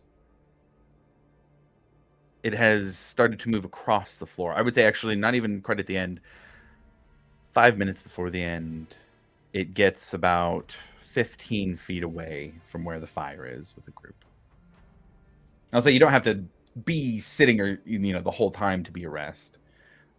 But with about 5 minutes left in the short rest, it gets to be about 15 feet away or so, still slowly crawling. Nope. He's gonna just start scooching back towards the door we came in. Agreed. Okay. That sounds like a pretty good idea. Okay. Just a little butt scooch, What about the professor?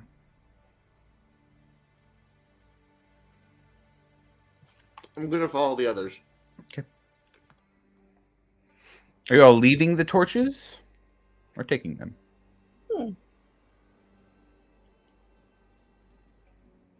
The torches were on the wall.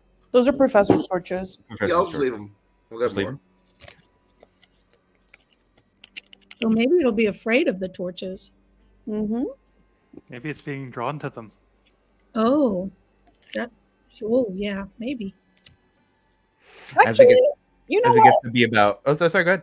I was going to say, like towards the end of the short rest, I'm just going to sacred flame a piece of this fungus situation. Okay. I would say you're probably about 20 feet or so away. Excellent. At that point. Go ahead and... that's a save, though, right? It's a dex save. Dex save. Okay, interesting. It's also radiant damage, so if it's fire they're attracted to, it may not. Oh, Ah. you're right. Never mind. Okay. Stupid idea. Well, I have a fire spell. I can do a little fire bolt. Yeah, let's try that. Up the area. The same, yeah, you're about 20 feet away. Go ahead and roll an attack with the firebolt. Attacking fungus. What have I come to? Oops, that's a damage roll. 27. and 9 points of damage. Okay. As you throw your fire at this kind of brown fungusy looking material, you it almost seems to expand it aggressively to the point where it begins to move quickly towards the group.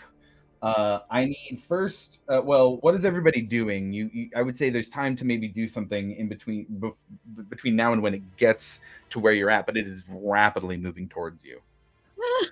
I'm rapidly moving away from it. And I'll cast the frostbite. Exit. I'm running to the exit. Okay. What I'll say then, everybody go ahead and roll me a general dexterity check to see, and Gloriel, you can see it, so you get advantage. We'll make it a dexterity saving throw, and we'll see if everybody's quick enough to get through to the hallway here. Oh, God. Oh, Lord. All right, 21 for me. Ooh, 20. Nice. 16 for me. 16? Okay. How about the professor? Dexterity saving throw.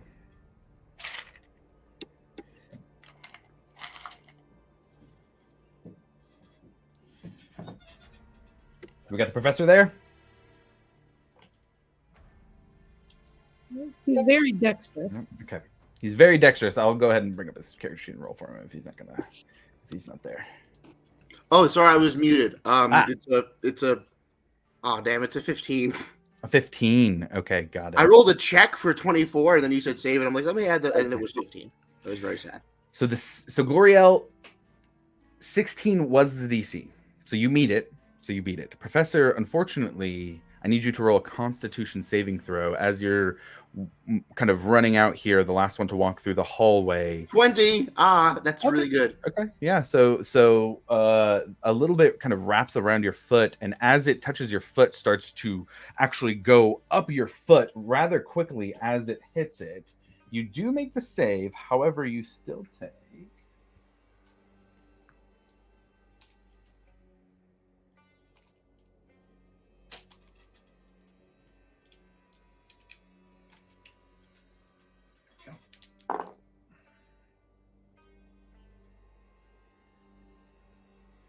25 points of cold damage reduced down to 12. Oh boy. All right. That's fine. And you feel it kind of catch your foot, and you feel that pain on your foot, and as it starts to move up your body. Oh, it's still on me? Can I have to get it off? Well, as I say, when he casts that frostbite kind of right behind you in the patch, and as you cast the frostbite, it recedes quickly and starts to it cuts off what is on the professor. You're able to kind of wipe off what it is. Thank you, Uria. That protective barrier really hits the spot when evil fungus is on your leg. Oh my goodness! You want me to try to heal you a little? Actually, I'm actually pretty okay because of those 10 hit points. And my glorious +1 constitution. And with that, we'll say that the short rest can be finished now at this point. Hit dice can be added, and we can actually call it a full short rest at that point.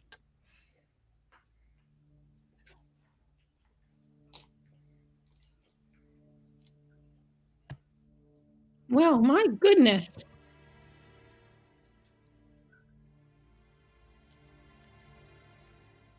So we're back in the room with the pedestal. Mm-hmm. Does it look any different? Not that you can tell.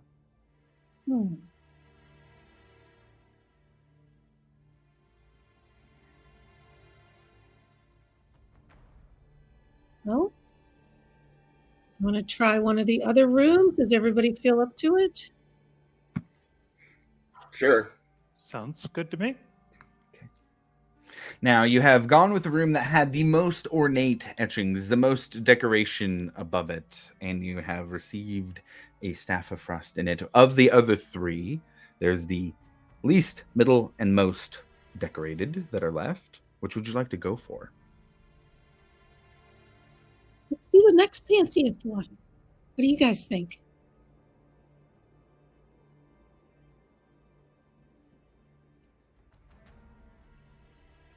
Sounds like no objections. No objections. Yeah. I imagine we're going to have to get to them all eventually. Absolutely. All right.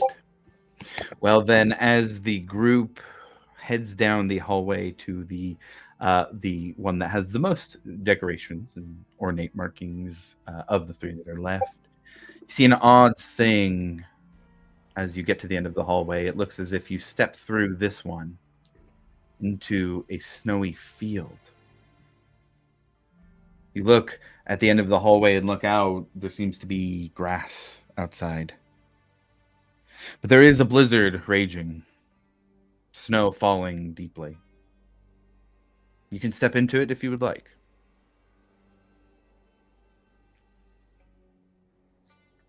I do so. Wrong. Yeah, when he hops on ahead, what could go wrong? Right? Okay. And before we get into that room, I think that's a good spot to take our break. We're about halfway through here. It'll give me a minute to set up here as well. Yeah, so let's do a little 15-minute break here. I got 5:01 Pacific. We'll call it 5:16 Pacific time, or 8:16 if you're over on the East Coast. But let's take a little 15-minute break, and we'll come back to get to the rest of the cave. All right. See you in a bit. See you for now. We're going to be dangerous, aren't we, Winnie? You and I. Winnie doesn't have too much sense of self-preservation at this point. I'm not sure. She's definitely got, I don't know what the wizard equivalent of green eyes is. Greedy eyes. She's definitely lured by all the magic. I mean, that's pretty much every wizard, particularly at the higher levels, isn't it? Yeah.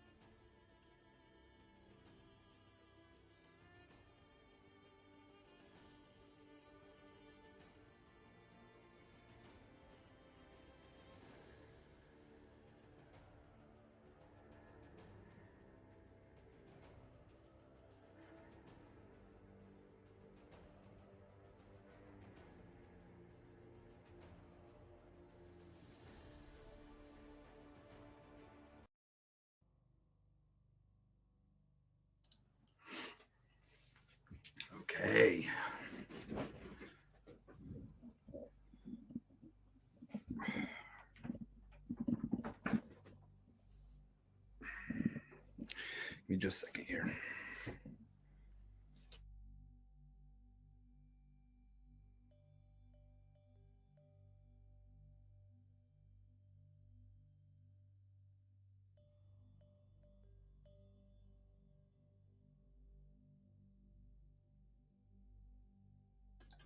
Okay, there we go.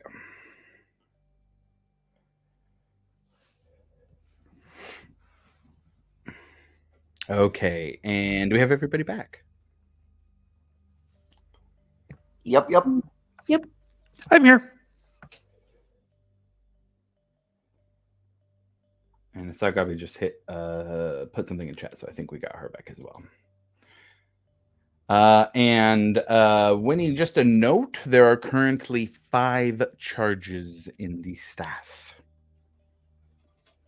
Good to know.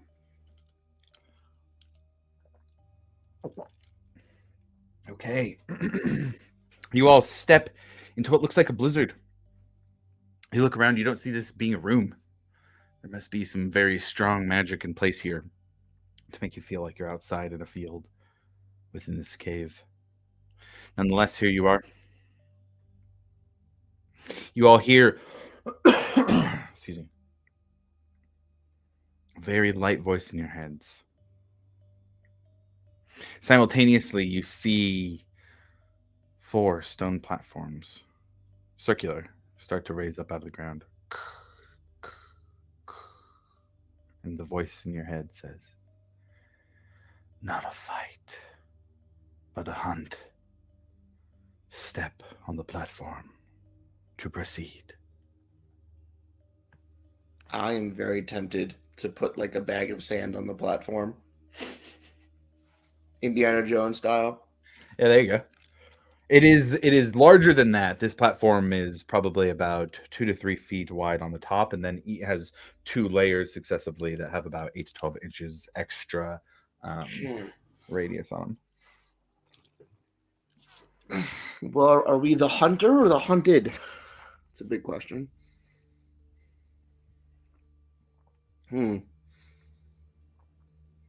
That's a very good question. Winnie tries to ask it in her mind the same way the voice. Don't hear anything. Well, rude. Well, we're here to find that artifact, I guess. What could go wrong? I mean, if you smarter folks have ideas, I'm willing to listen, but I'm also willing to just hop onto a platform. Yeah, I don't know. For a wizard, when he's not that smart, I don't. Perhaps that's the player's problem. I'm not that smart. What do you guys think? Let's give it a whirl. I'm game. Maybe it'll be fun. Okay. Now, there are 4, but it doesn't necessarily mean all 4 have to step on the platform. Udia, do you want to step onto a platform as well to have all 4 of the group participating in this? Yes. Okay, got it. Well, if that's the case, then everybody steps onto the 4 platforms. And as you do, or as the last person steps on, they all simultaneously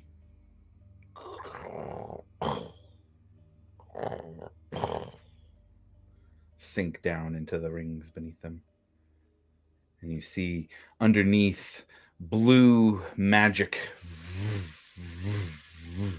spinning around the platforms. Winnie, on the far left, you can see over as you look to your to the left of you, over your shoulder, 2 odd, ethereal-looking large cats. They look like lynxes.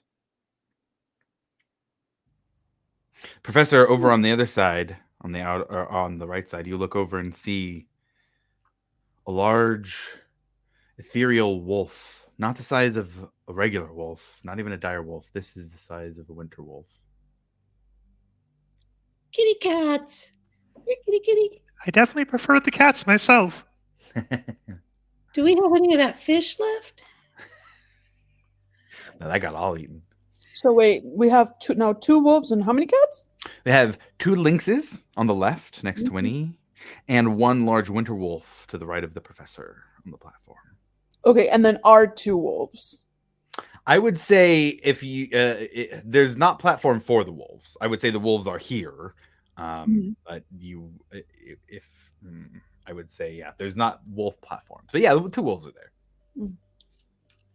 I say Owl just is riding on Winnie's shoulder. Okay. Say, oh, can she reach the kitties? Owl? No, Winnie. Oh, sorry. I would say they're probably about 15 feet away. Yeah, about 15 feet away. So she'd have to get off the platform. Yes. Yeah. Want pets? Here, kitty. Want pets? And in the distance, probably about 100 to 150 feet, kind of hard to tell with the snow, you see a glowing pedestal rise up. No, not one of those again. And you can see that floating above this pedestal, is a set of bracers. As much as I want to bury my face in the lynx's furs and grab those big old murder paws, we might want to remember what the voice said about hunters, and Not a fight, but a hunt. What are we hunting? We can hunt with.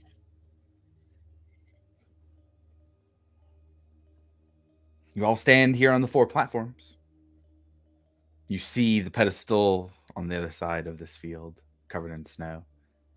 Trees and ice and shards of ice kind of spread throughout the field. How far away? I would say go ahead and roll perception check with disadvantage.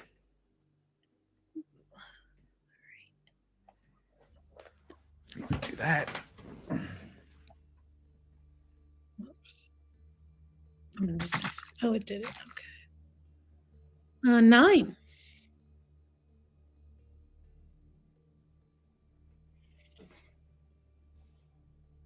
With a 9, what I'd say is it looks like it's more than 100 feet. 100 feet. So we got to get over there, and the kitties are on our left, and the wolf is on our right. And does it look like they're just standing there? The animals? They seem to be, they're kind of standing there. They almost look like they're kind of looking out too. They do seem to be not in a casual state. They are pretty tense.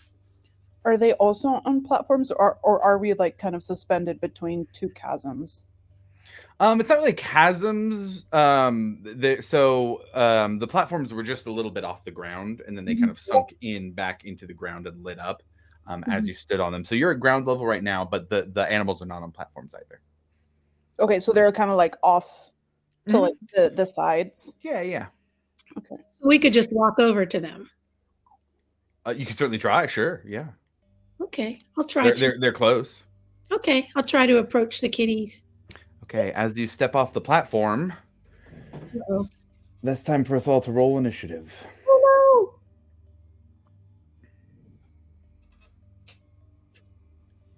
no! This initiative doesn't have good timing.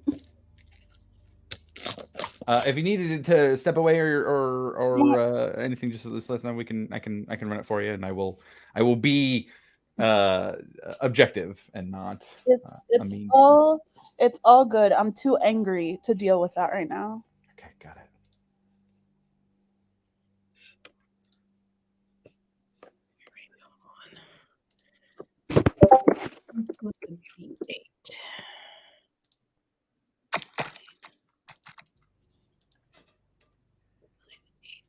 17 for Winnie total. 17 total for Winnie. Okay. I got 11 for Professor, 16 for Udia. How about Gloriel? 11 for me as well. 11 as well. Okay, got it. Well, that is pretty fitting then.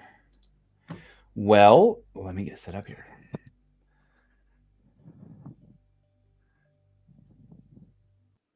I guess we can't pet the kitties. But it says it's a hunt and not a fight, so maybe we should be trying to like go for the bracers or something. I don't know. Yeah, maybe we're in competition with them. I doubt they're here to help us. Yeah, that does seem unlikely. Let's get set up here.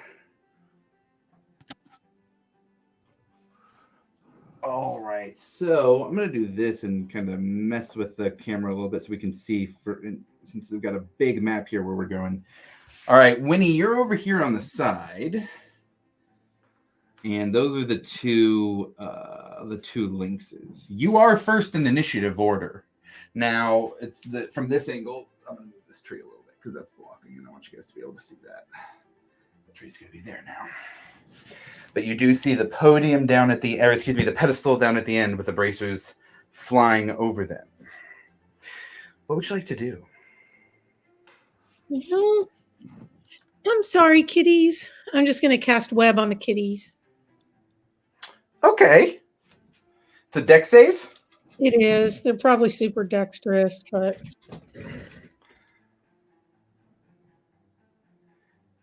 Okay. 16 for the first one, which is the one closest to you. That's a fail. Okay. That one is a little higher. That one's a 22. That one succeeds. Okay. It is difficult terrain regardless for them. Interesting. Okay, got it.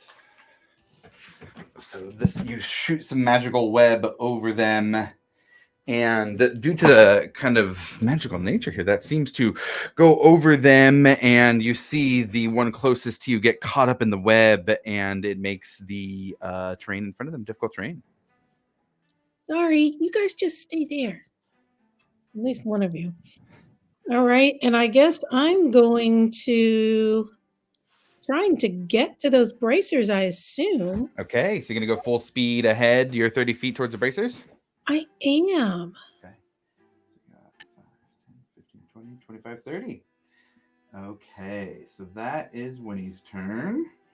I'm going to scoot it back here a little bit. And the next person in initiative order is Udia.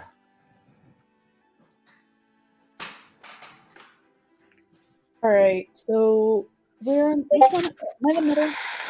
You are that one right there. Okay, and the wolf is to my right. Yep, you can see him right there. And then the cat cannot see. Those are off right now, but they are down here. Okay, I see them. Okay. Got a big map going right now. Yeah. And then who's the soul human? Is that? That's Winnie. That's Winnie. Winnie, why are you out there, girl? I think it's a race. I'm not sure. I saw this play once called Hunger Games. I can't even with you right now. All right. I'm going to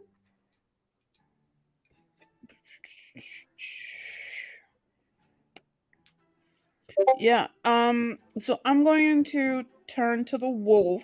Okay. And I am going to cast sleep on a 20-foot sphere on the other side of him. Okay, go ahead and roll your d8s to see how many hit points you get. How many d8s is that? I believe it's 5 if you're casting it at the first level. Yeah, she's first level.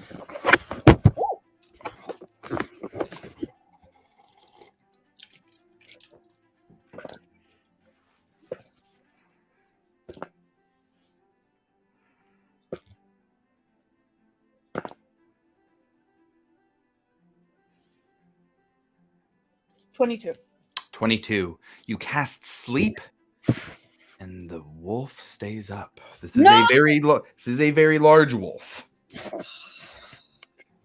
Damn it. That's a waste of spell. Hey, at least you didn't put yourself to sleep, which I've done before.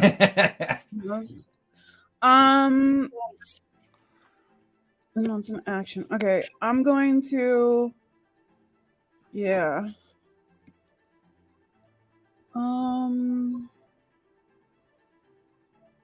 I keep forgetting to give myself advantage on my initiatives. I'm just gonna move up 30 feet. Okay. And then that's it, because my wild shape's an action. Yep. Nope. That's it. Okay. Next, we have the ethereal winter wolf. It is going to take its turn. It is going to use all of its speed to go 5, 10, 15, 20, 25, 30 up to Udia. And it is going to take its bite attack. That's a 19 to hit. Silvery barbs. Ooh, okay. That is a natural 20. Ooh, I think it is. You do use the lower roll. Okay, got it. Okay. No, I will double check that. That would be crummy. Yeah, I think you get to choose. Lower. Must use the lower. Must But yeah. I will- That would be, it would be a little weird to only take that, but yeah. So that I think that what were we at here? And I will give the advantage to the professor. Okay, got it. Woo!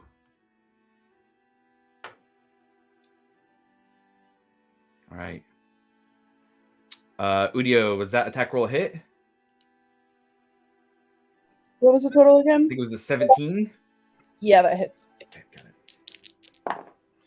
All right, that's going to be a total of 12 points of piercing damage, and you need to roll a strength saving throw. A stank saving throw? As soon as I was like, ah. Okay, that's pretty good. 22. 22. Okay, you are not knocked prone. That's right, 21. Still not knocked prone. Got it. Okay, Glorielle, you are up next. Okay, I will turn to the professor and say, if you want to just go for the bracers, I think I can keep the wolf back. And I'd like to rage. Rage it is. And then I'm going to run up to the wolf and attempt to grapple. Interesting. Okay.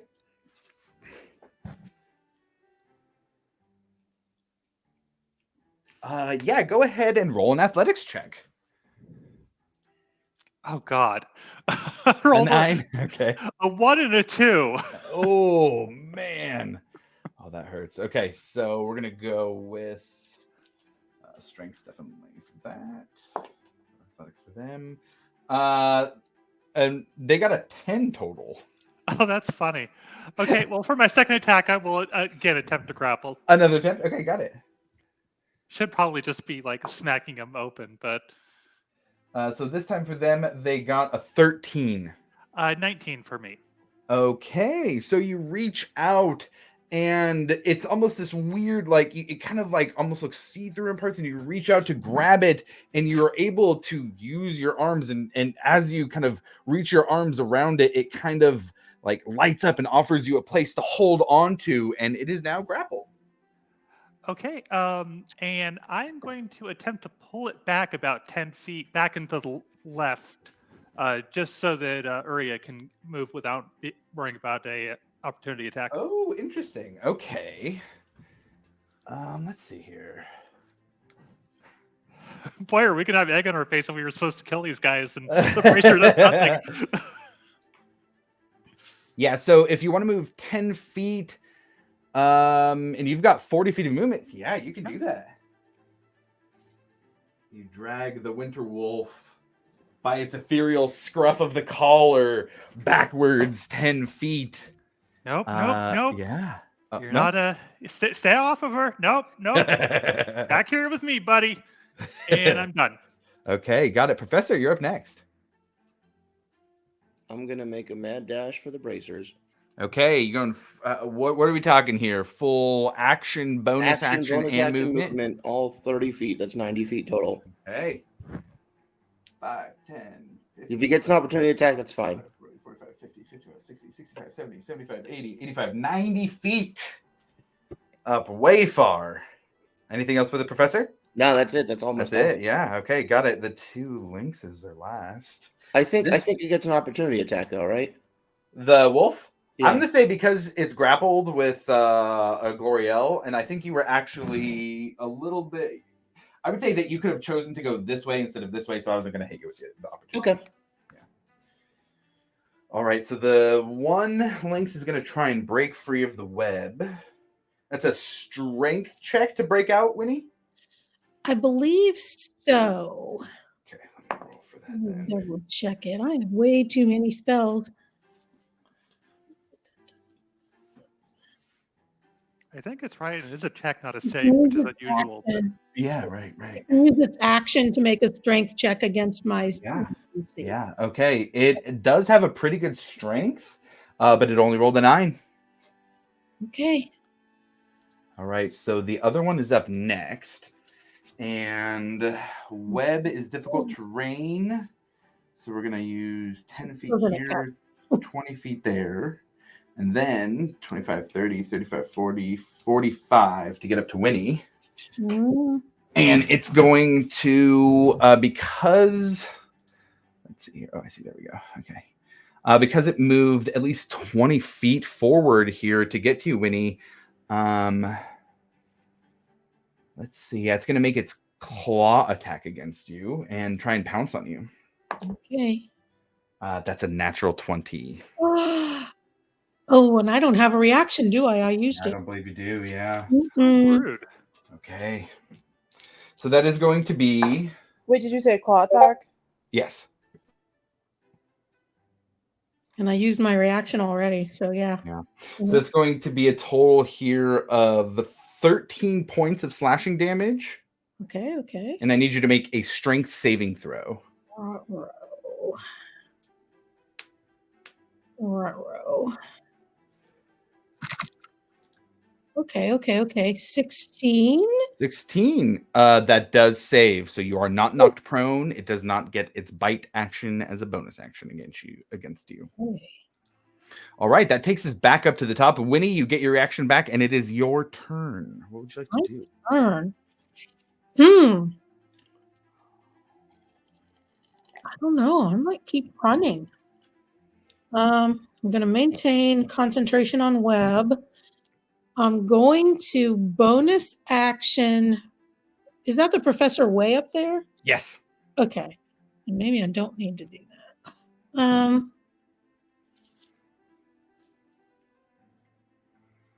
I am going to cast a spell. I'm going to cast Tasha's Mind Whip. That's a 2nd level spell against the cat right next to me. Okay. And it makes an intelligence save. Okay.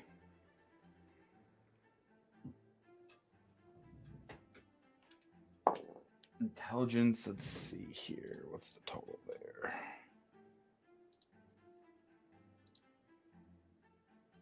Oh, they are not intelligent. That's a 7. Okay. Heavy minus. It takes 12 psychic damage. Okay. It may not take a reaction until the end of its next turn. Moreover, on its next turn, it must choose between a move, an action, or a bonus action. It only gets one. Very nice. Okay, got it. Okay, so you reach out psychically for this lashing mind whip, and you're used to seeing a creature or something that takes this mind whip and fails a save to do a twitch or some kind of indication of the registering of pain. You don't see that on this lynx. Now, you do feel the magical effects settle in, but the lynx takes no damage. All right, I'm taking off 30 feet. Okay. And because it can't take a reaction, you're good to go. The lynx took no damage. All right. And I can't like bonus action dash. That's something only rogues can do. Yeah. So I've already used my action. So that is it. Okay. All right. After Winnie, Udia, you're up next. Okay. So I'm going to not let Gloriel's sacrifice be in vain. So I'm gonna book it 30 feet. Okay. Actually, before I book it, I'm going to leave my spiritual weapon with Gloriel. Okay. And that's my last 2nd level spell.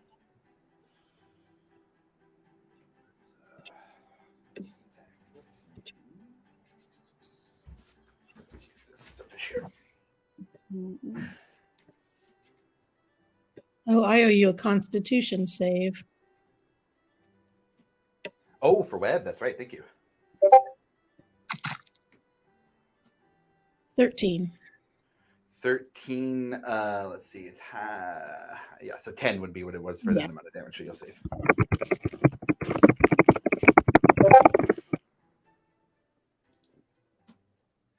Okay. So we drop in spiritual weapon, running 30 feet up. Anything else for Udia?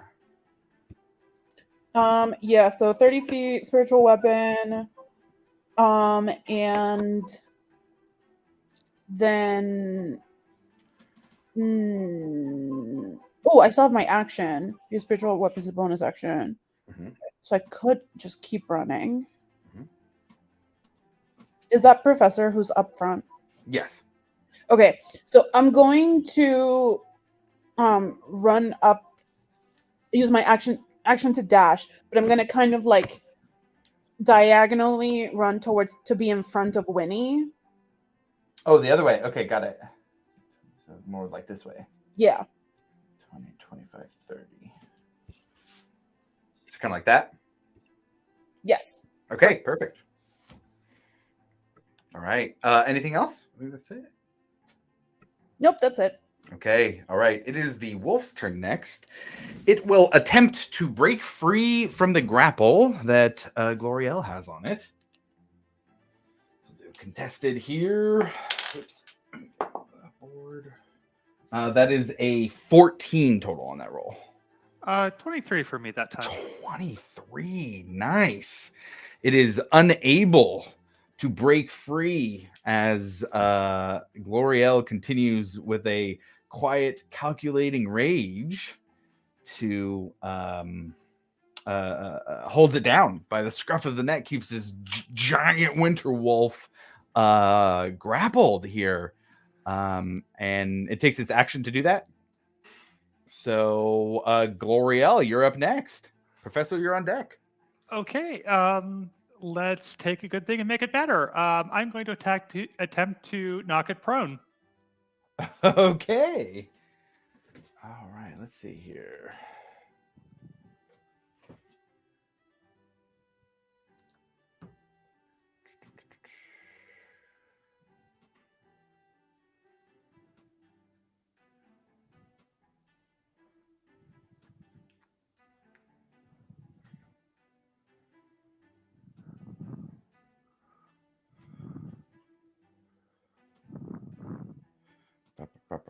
There we go.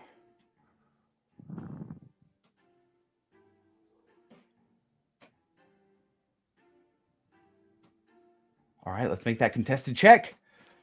It's a 24 for me. Oh, gosh. Natural 1 for the wolf. Give me some flavor on this. I want to know how you take this giant, monstrous winter wolf here and slam it to the ground.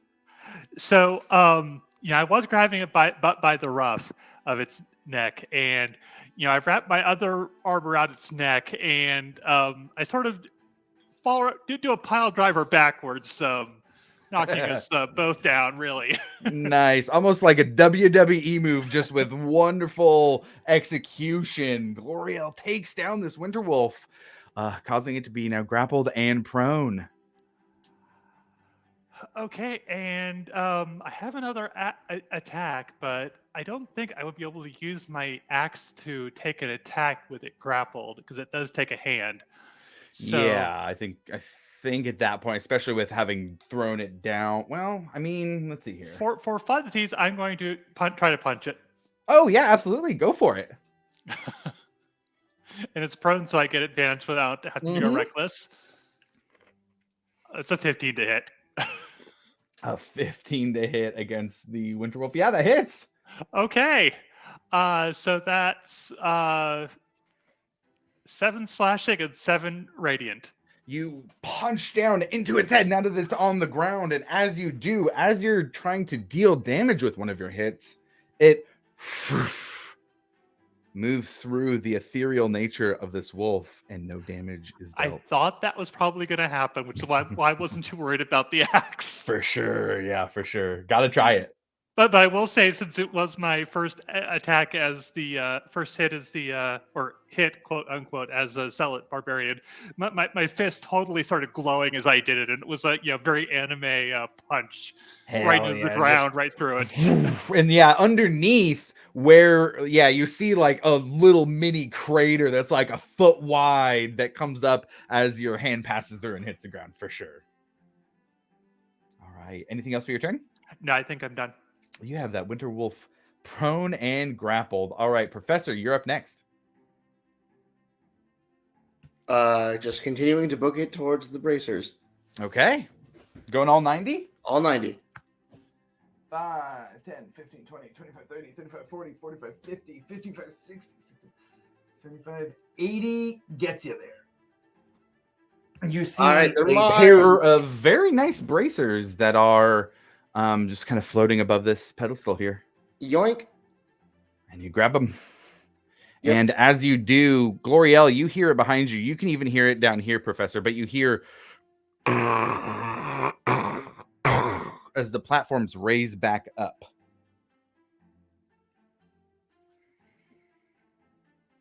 Oh.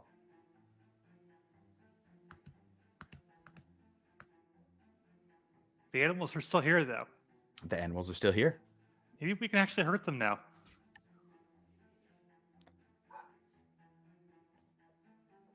All right. Anything else for the Professor? You got 10 feet of movement left if you want to start heading back the other way. Yeah, I'll do that. Okay, got it.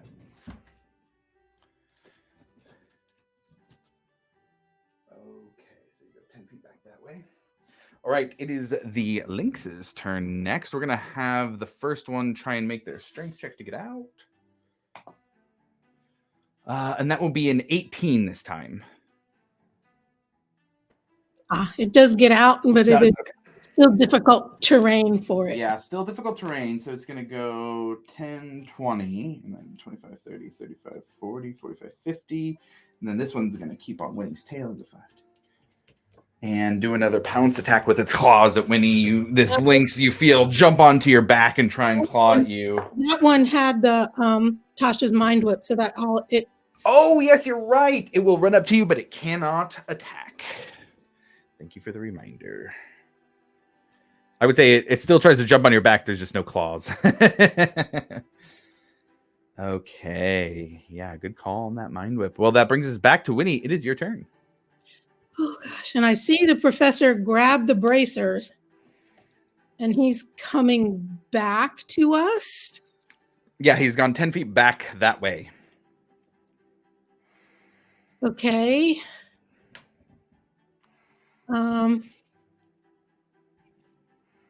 So I need to research and see if this cat has a reaction.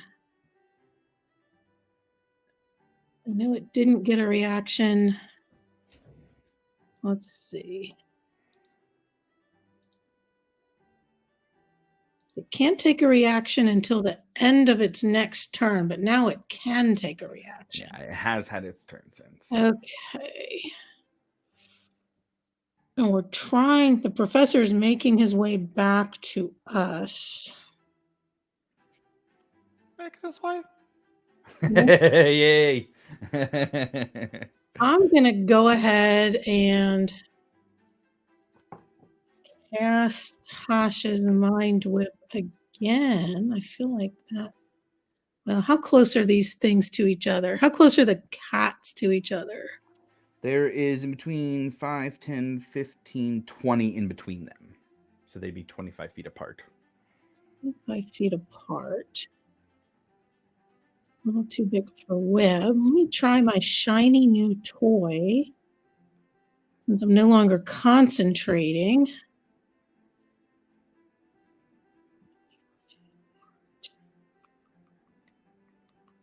I think I'm going to do something with a wall of ice here. Down with a radius of up to 10 feet. So that's not going to... I think I'm just going to wall them off.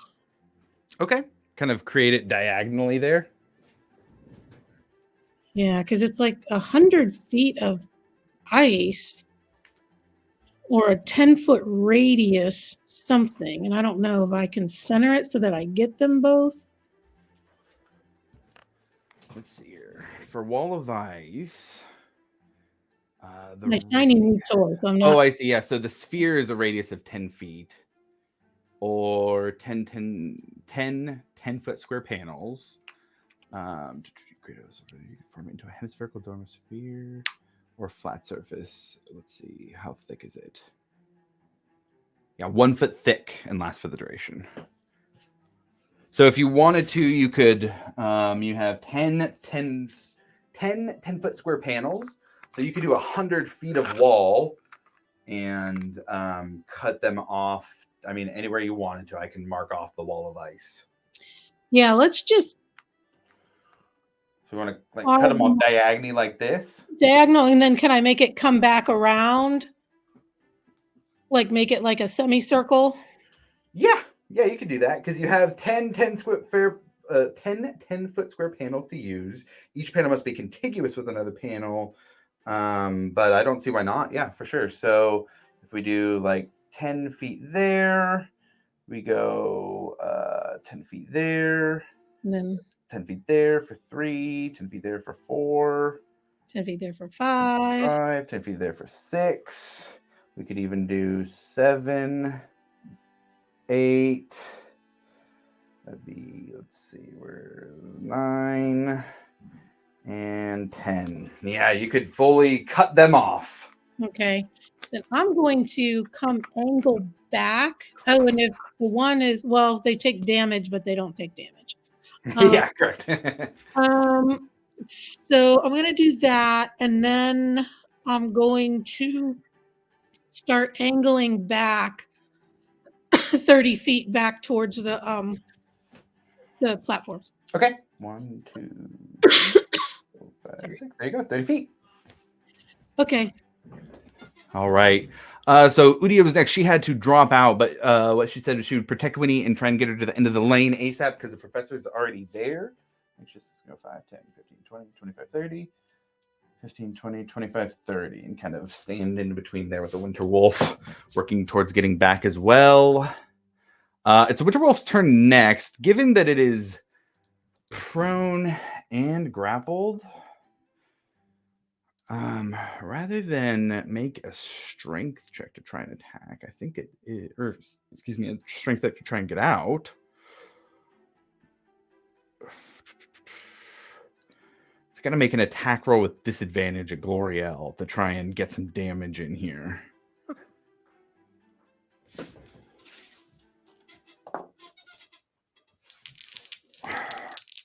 Disadvantage, though. So we've got, no, that's not going to hit, I think. That's going to be a 12 to hit. Nope. Okay. It's just, you hear this jaw the size of your head biting down right next to it as you just hold it down, half Nelson style down in the snow. It is your turn next, Gloriel. For funsies, I'm going to drag it onto one of the platforms. Okay, got it. See if anything happens at all since I heard them coming back up. You drag it up onto the platform. You get to the platform with it. And as you do, the platform kind of... And you still have hold of it, but you do feel almost like a ward around you, almost as if like a shimmer comes up from the platform over you. It does... You kind of try and move your feet. It feels like your feet are kind of stuck now. But you do still have it grappled. You do still have it prone. You do feel warded as well. It seems that standing on this platform at the end here definitely initiated something in this challenge. Okay. Well, then, even though I guess I don't expect to do anything, I'm going to take another punch at it. Yeah, go ahead and do that punch.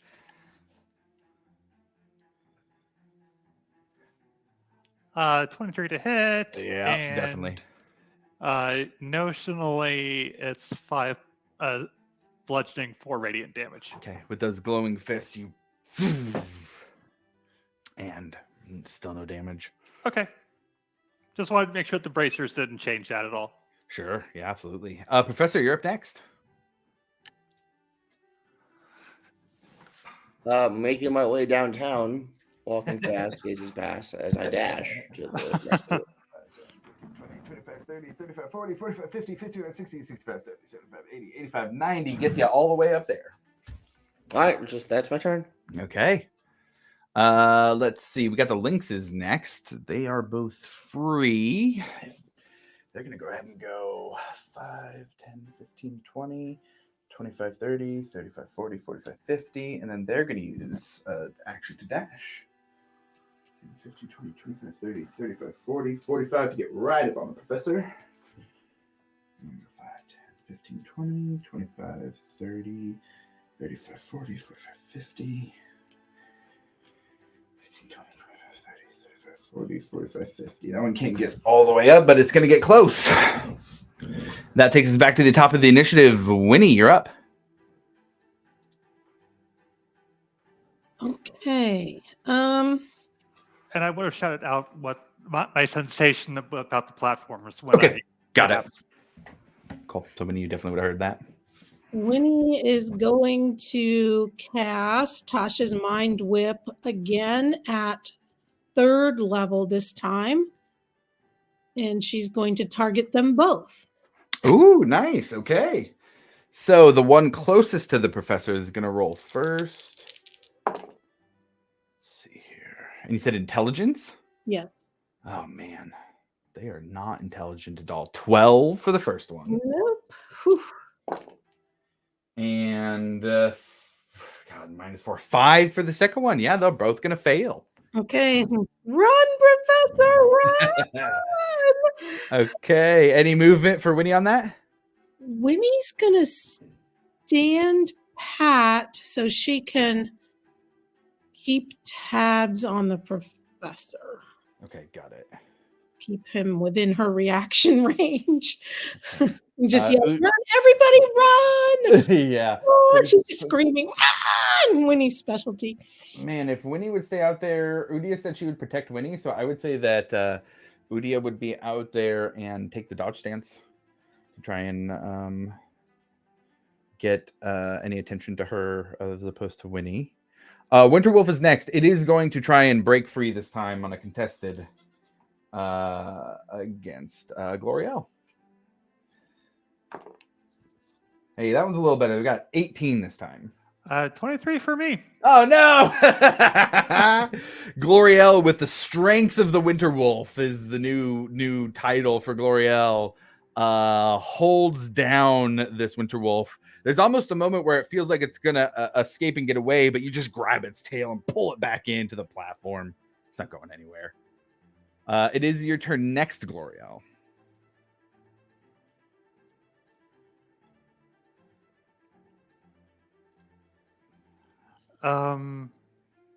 Honestly, I'm going to take the dodge action in case, For sure. I guess, against the lynxes.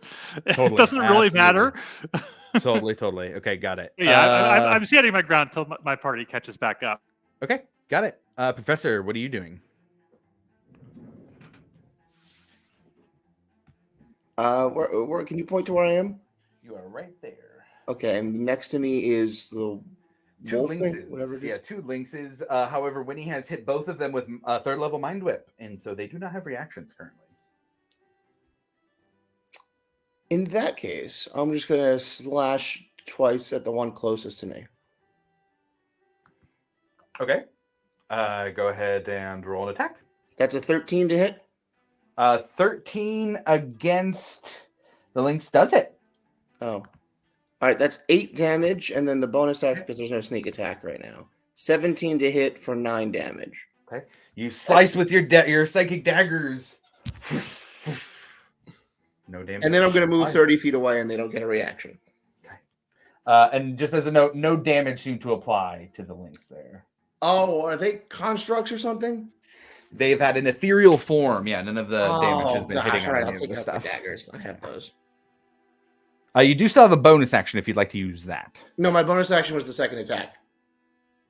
Oh, okay, got it. All right. Well then, that takes us to the lynxes.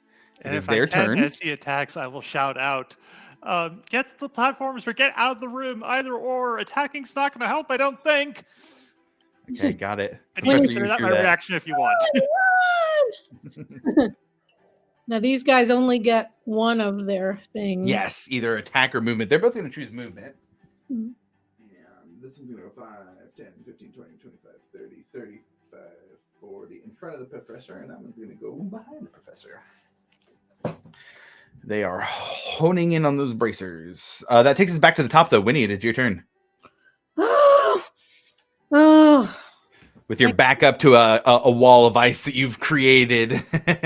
What are you doing? Dimension door. She's gonna use her last 3rd level spell for Tasha's Mind Whip again. Okay. And target them both. She doesn't have a way to take away their reactions otherwise. Okay, come on, Professor. So 13 for the one in front of the professor. Fail. And 11, yeah.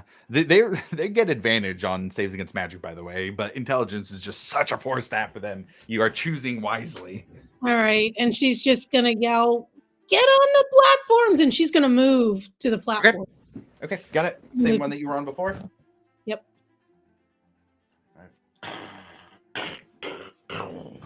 Falls into place, and you feel the warding magic and see it kind of settle into place over you. Let's see. Udia's next. She's going to do the same. Falls into place as she steps on and it lights up. The Winter Wolf, they're going to take their turn. They're going to try and break free. Don't think it will work. Gloriel's too strong. That is a 14 this time. 21. Yeah. The The Wrestler really of helps. Wolves. The Wrestler of Wolves. Gloriel keeping the Winter Wolf in place. Leaving it now the professor's turn to make his way to the last platform, if he so chooses. Yep, I'm gonna bolt it. You bolt it past the 2 lynxes who no longer have their reactions, and as your platform lights up, the wolf and 2 lynxes in a smoky ethereal mist float away, and we are out of initiative order. Aw. Oh my goodness. Are we back up in the main room?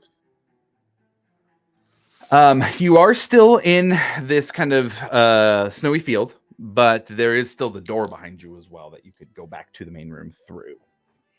Okay, let's leave this room, and then Professor, if you'd like me to identify the bracers you have, I can do that for you.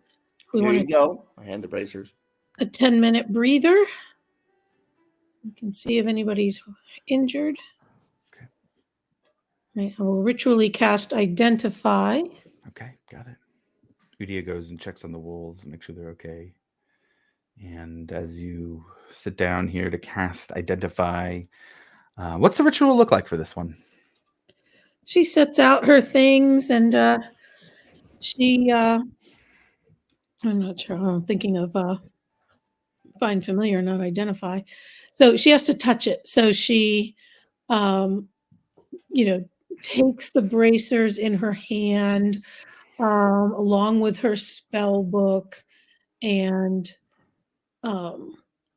she takes out her pearl. She has an expensive pearl, and she holds that as well, and touches the pearl to the bracers and mutters some words, and the pearl glows a nice honey color and lights up the bracers, and then kind of also engulfs her, and that's how she sort of learns by osmosis kind of what these are.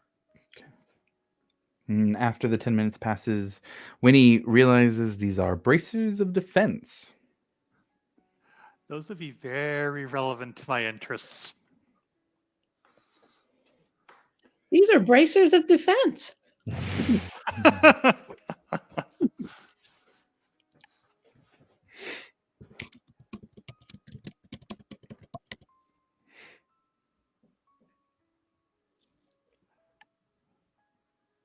Yeah, they require attunement. They're only useful if you don't wear armor. which I do not. And I do try to put myself in position to take hits. I think that's a grand idea. And I noticed the professor, you're wearing armor, so I feel like Gloriel. Yes, I mean, I know you made the run. You did pick them up, and I hate to ask, but No, it's fine. It's fine. In my younger years, I didn't need armor. My skin was so thick, it just doesn't matter. Okay. Then Winnie hands over the braces of defense to Gloriel. And certainly the next time we take a short rest, I will be attuning this. Okay, got it. Does anybody need some healing? I mean, if you're going to do another one of those ones that heals us all, I could certainly use some more health. I am still a little battered from the original fight, but that one didn't hurt me too badly.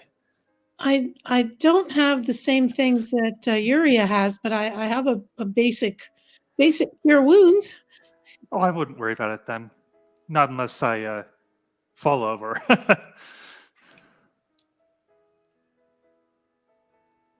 All right, you sure? Yeah, no, totally.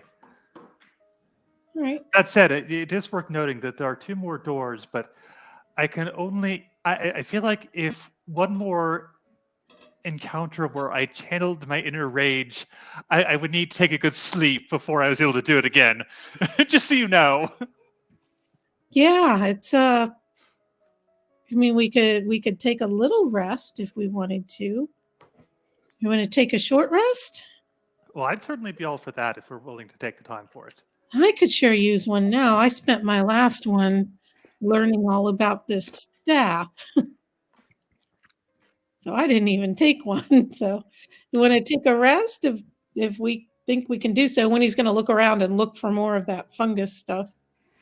Go ahead and roll a perception check here. Or did you go all the way back to the main room, or are you in the hallway in between the main chamber and where this entered into the field? I thought we had gone back. Back. Okay, got it. Perfectly fine. I could be wrong about that. No. Go ahead and roll a perception check. Oof, 13. 13. Okay. It takes you a minute to pick it out, but you do see that there is a kind of cylindrical hole in the top of this room as well. You don't see any of the fungus currently, but you're not sure if that's the purpose of it or not. Okay. Well, this time let's not make a fire, and we can just huddle up for warmth. I have fur, so if somebody wants to, put their back to mine, or we can all cuddle up together under a blanket if people are cold. I don't mind.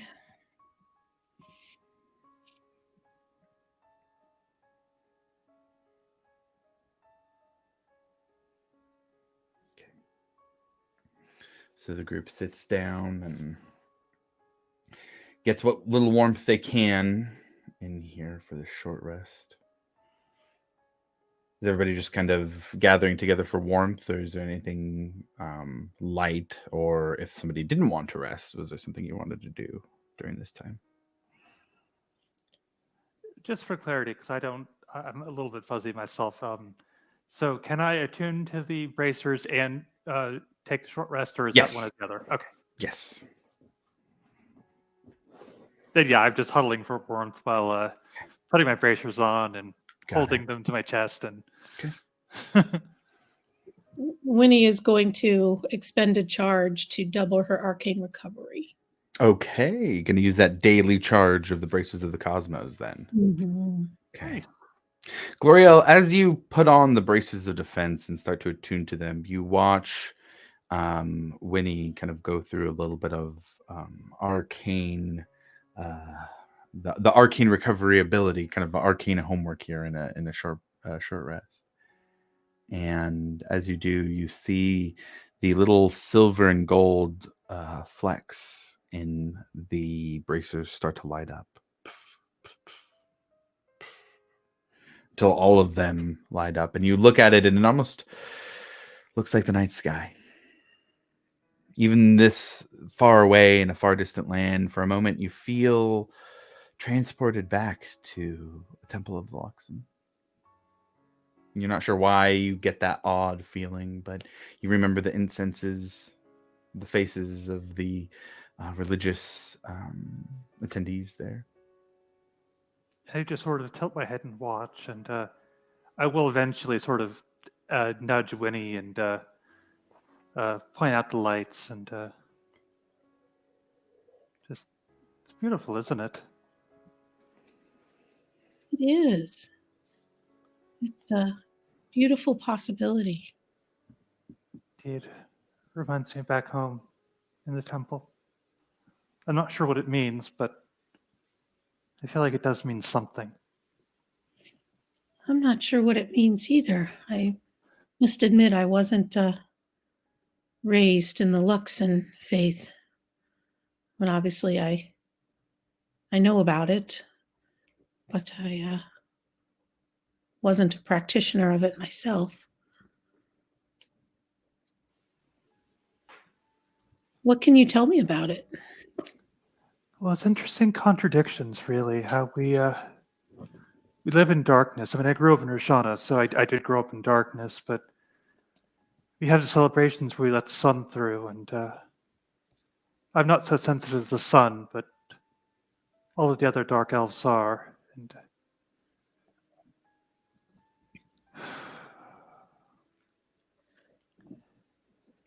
while you're right that it is a possibility, it is also birth and rebirth. And you know, our legends do say that the Luxon came in before the gods and created Exandria.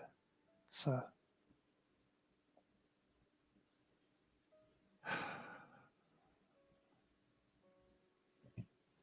I don't know. Sometimes I wonder if I really knew anything while I was at the temple. Well, you know more than me, that's for sure. You know a great deal about many things, Winnie.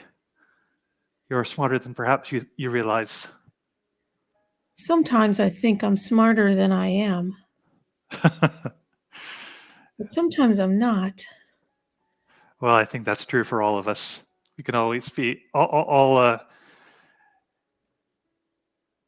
make the wrong choices at times, but we learn, we grow.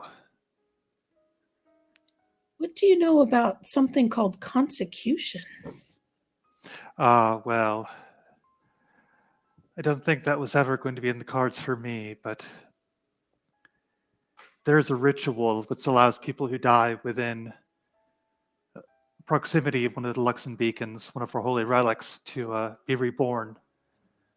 They're reborn within someone who is born within the radius, and once they reach adolescence, adulthood, they start to remember their past lives, and it's a way of it does help us maintain continuity within our culture. And the Bright Queen is thousands of years old. I'm not sure exactly how old, but it's a great gift, but it is also a responsibility. Well, she's older than I am. That's At least- true. I'm not sure there's anyone in Exandria who is older than her. She is. Wow.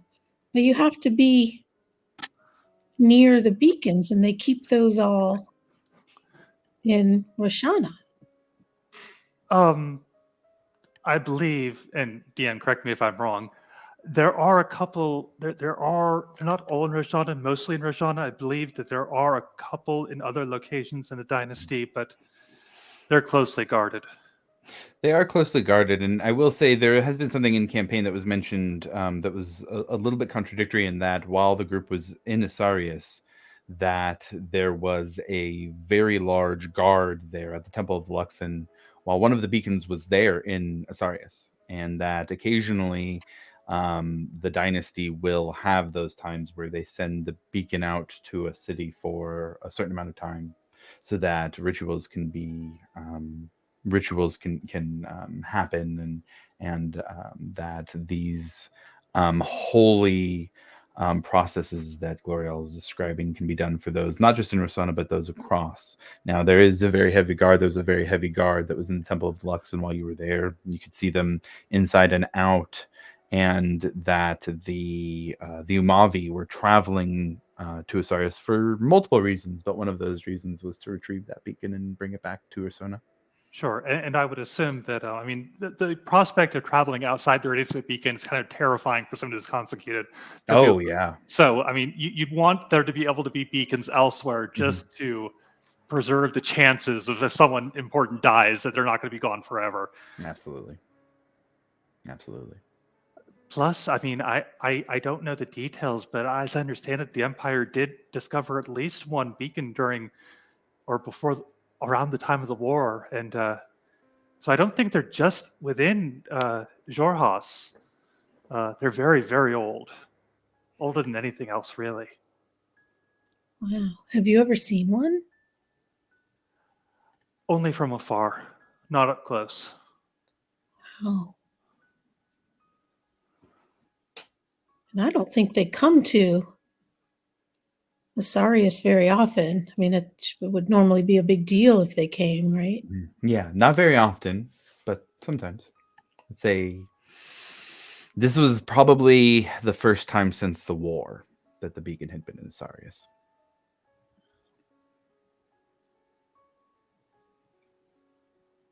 Well, maybe I'll try to learn a little bit more about it since I'm from there and I don't really know much about it. We are diving into old places. I have to imagine that the Empire would have found any hidden away in Schadengrot, but who knows? Maybe there'll be a beacon in our future. Yeah, I don't know if that's a good thing or a bad thing. I think that's a very fair statement.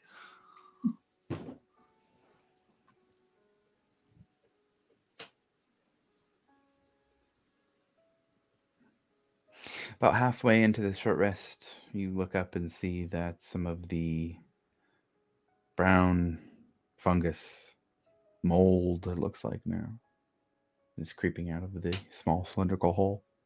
Oh, not again. Would it ruin the short rest if when he casts? I'd say a casting of a cantrip, I wouldn't say ruin a short rest. All right, she's gonna frostbite it. Okay, Shoo! And it recedes up into the hole a bit. What a nuisance. Every few minutes, probably every 5 to 10 minutes, you have to do it. So 2 or 3 more times for the rest of the rest. But with that, the group finishes a short rest here in this chamber. With 2 of the rooms down, there are 2 left here in this cave of gold. The less ornate doors. Not quite sure what those would indicate or why they are that way. Well, sometimes the best things come in plain packages. That's a saying, right? Sure. It is now. Well, you said it, so it is now. It's a saying. It is now. Okay. With that, what would y'all like to do? I'm gonna change it up and do the most plain one. We could try that. I'm down for it.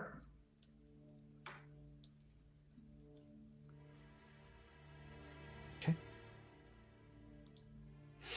So you move into the room that has a bit less ornate. It's still very well crafted. You look at the wall and run your hand across it. It's perfectly smooth. Master craftsman must have made this. MC's only here. And as you walk through the doorway, you see beyond a small, dark stone staircase. Unassuming and plain, but with a cold, biting air coming out of it, like the slow exhale of a dying breath. You follow the stairs down to a large, open chamber. The stonework gives way to a natural cavern, still cold, dome-like in shape, with a small stone platform to your left as you enter. Looks like the stone platform has been intentionally constructed here, as in contrast to the rest of the natural cavern that you're in. Turning your eyes to the center of this room, you see a river like none that you've ever seen. Completely quiet in its movement, yet rushing by nonetheless. The water seems darker, more draining, heavier than normal water somehow. As you look at it, you feel as if you're staring not just at a river, but an endless expanse beneath it that's filled with something.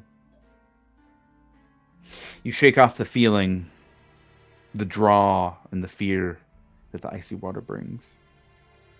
The cavern has a small dim light put off by this otherworldly river, a light blue glow. As you look, you see about 25 feet away from where you stand on the shore of this river, there's a small dock, extending about 5 feet into the water, with a grim-looking boat lit by a lantern that hangs on its front. In here, you hear a quiet whisper. A distant scream faded on the wind. Mourning cry. A desperate plea, all too quiet to make out the words. Out of a sense of wanting to make sure that the group is safe, Udia pulls out Frostbringer. And as she does, you see the words that are in the air with a illusionary magic. The journey into death leads in one direction only.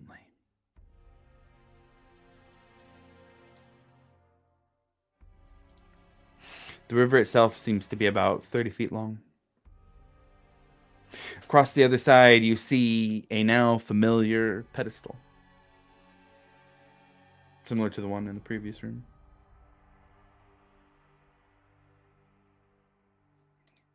On it, you see just a small little stand with two pieces that are two pieces of the stand that are kind of held together just like this. And you see a glint being held on them, but you're not sure what it is. What would you like to do in this room? Well, this seems somewhat foreboding. Is the boat on our side of the river or the Yes. other? The boat and dock are on your side of the river. Is there anybody or thing in the boat? Go ahead and roll a perception check.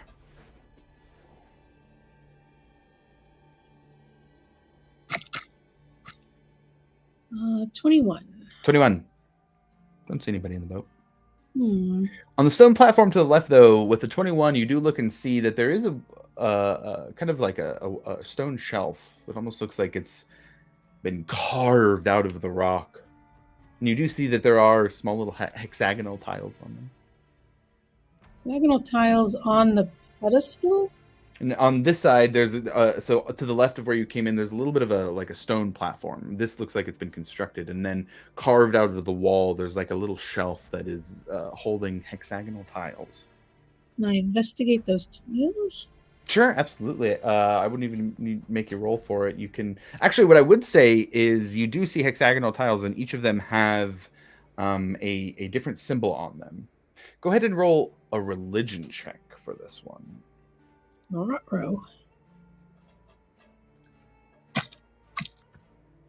Hey guys, that medication is really making me very, very sleepy. I'm gonna head out now because I will fall asleep during the session if I don't. But it's been super absolutely. fun, Yeah. Appreciate the heads and up. I'm very excited for next week. So Okay. in the meantime, Professor, we'll just hang out, talk about his younger years, throw some psychic blades, the usual. You guys get it. All right, take care, everyone. Much love. Sleep well. Udia and the professor will go and bond in the corner. Yes. Good night. Have a good one. Okay. Right, 17. 17. With a 17, easy enough to see that each of the hexagonal tiles here, 13 of them in total, seem to indicate different gods of Exandria. You see a woman's profile embossed on a gold coin, and you recognize that as Avandra, the Changebringer. Looking through, you see different ones. Bahamut in the silver dragon's head profile. Coralon with the 2 crescent moons facing each other. Arathis. Double-headed axe inset with a pattern of scales. Ioun, the knowing mentor with a pair of open eyes, crowned with a 3rd open eye. 4 bolts of lightning for the Stormlord Cord. A wreath of grass and grain affixed to a crook from Laura. Hammer with ends carved in the likeness of dwarven heads for Moradin. Pelor, the Dawnfather, is a bright 8-pointed star. For Ray, there is the humanoid feminine phoenix. Sehanine, the Moonweaver, a crescent moon turned upward, strung like a bow. And for the Raven Queen, a white humanoid mask framed in black feathers. Oh, I recognize the Wild Mother symbol. That's who my family followed, farmers and all. Do I see one for the Luxon, for Gloriel? No, just those 13.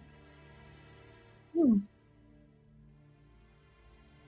And they are all prime deities? All the prime deities, exactly. huh.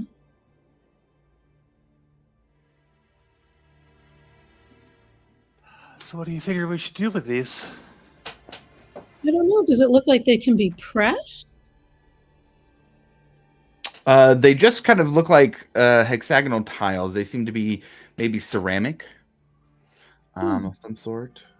They're painted where relevant. I'll try touching the one for the Wild Mother. You touch it and nothing happens.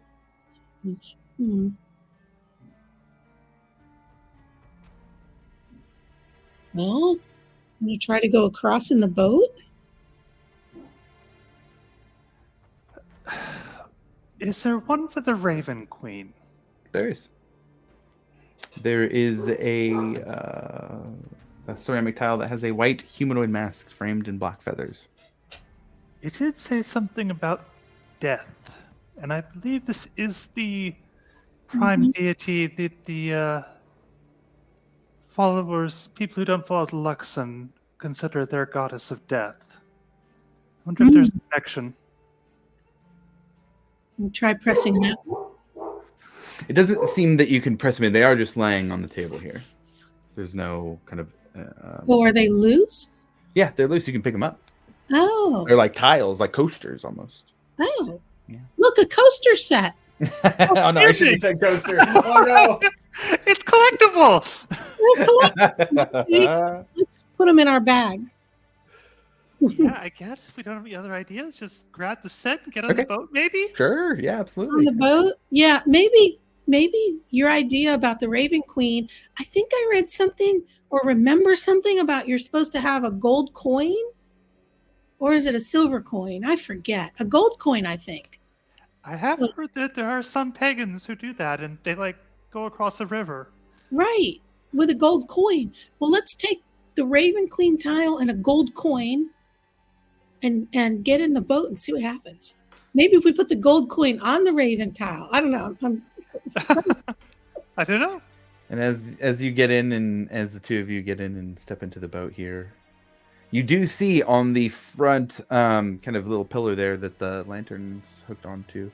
There is a spot, hexagonal in shape. Seems to be the same size. Oh, okay. Well, maybe this one doesn't need a gold coin. We don't see any little coin slots, do we? No coin slots here. And there's nobody here to take a coin. Okay. I think your idea is on the right track, L'Oreal. Let's try putting the Raven Queen in the space here. Let's give it a go. See what happens. Okay. What's the worst can happen? Yeah, what could happen? Winnie's gonna hold her breath and very gingerly put the tile in. And as you set it in, it fits perfectly. You push it in just a little bit farther. And you see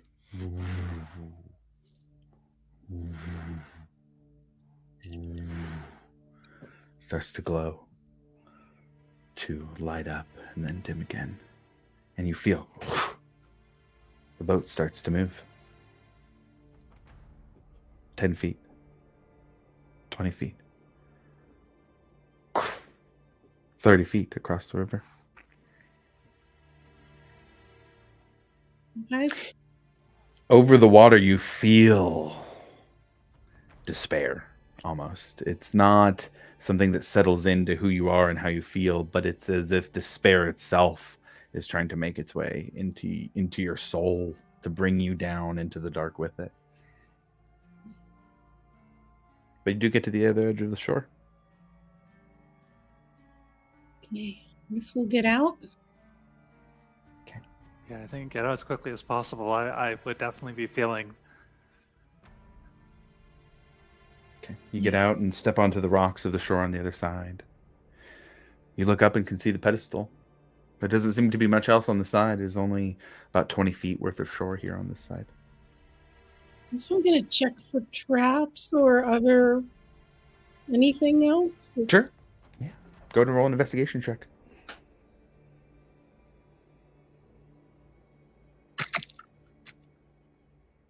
17. 17. Yeah, see anything. No traps. Nothing besides just the pedestal and the rocks on the shore. Okay. And what's on the pedestal? You go up to it and you see now the two little stands seem to be holding a small needle. Looks like a sewing needle. A sewing needle? Guess I'm going to use Mage Hand to try to pick it up.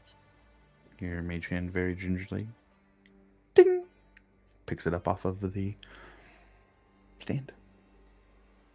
Nothing happens? No. Of course, now the question is, how do we get back? Yeah, I'm just. That only goes one direction. It does? Well, let's see. Let's put the needle in the bag. I'm going to put the needle in my bag with the Mage Hand and not touch it. Drop it in. Goes in just fine. All right. Yeah. Let's look at the boat again. Is it still here? Sure. Boat's still there. I'm not as familiar with the pantheon. Is there a god or goddess of birth or rebirth? I don't know if Melora or maybe Pelo or someone would be appropriate.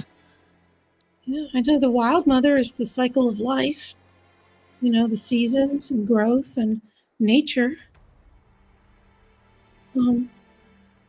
Is there another? Well, let's get in the boat again. It did say it only goes one way, doesn't it? Is there another slot? Just the one. Just the one. All right. Well, let's take out the Raven Queen. Let's try putting in the Wild Mother.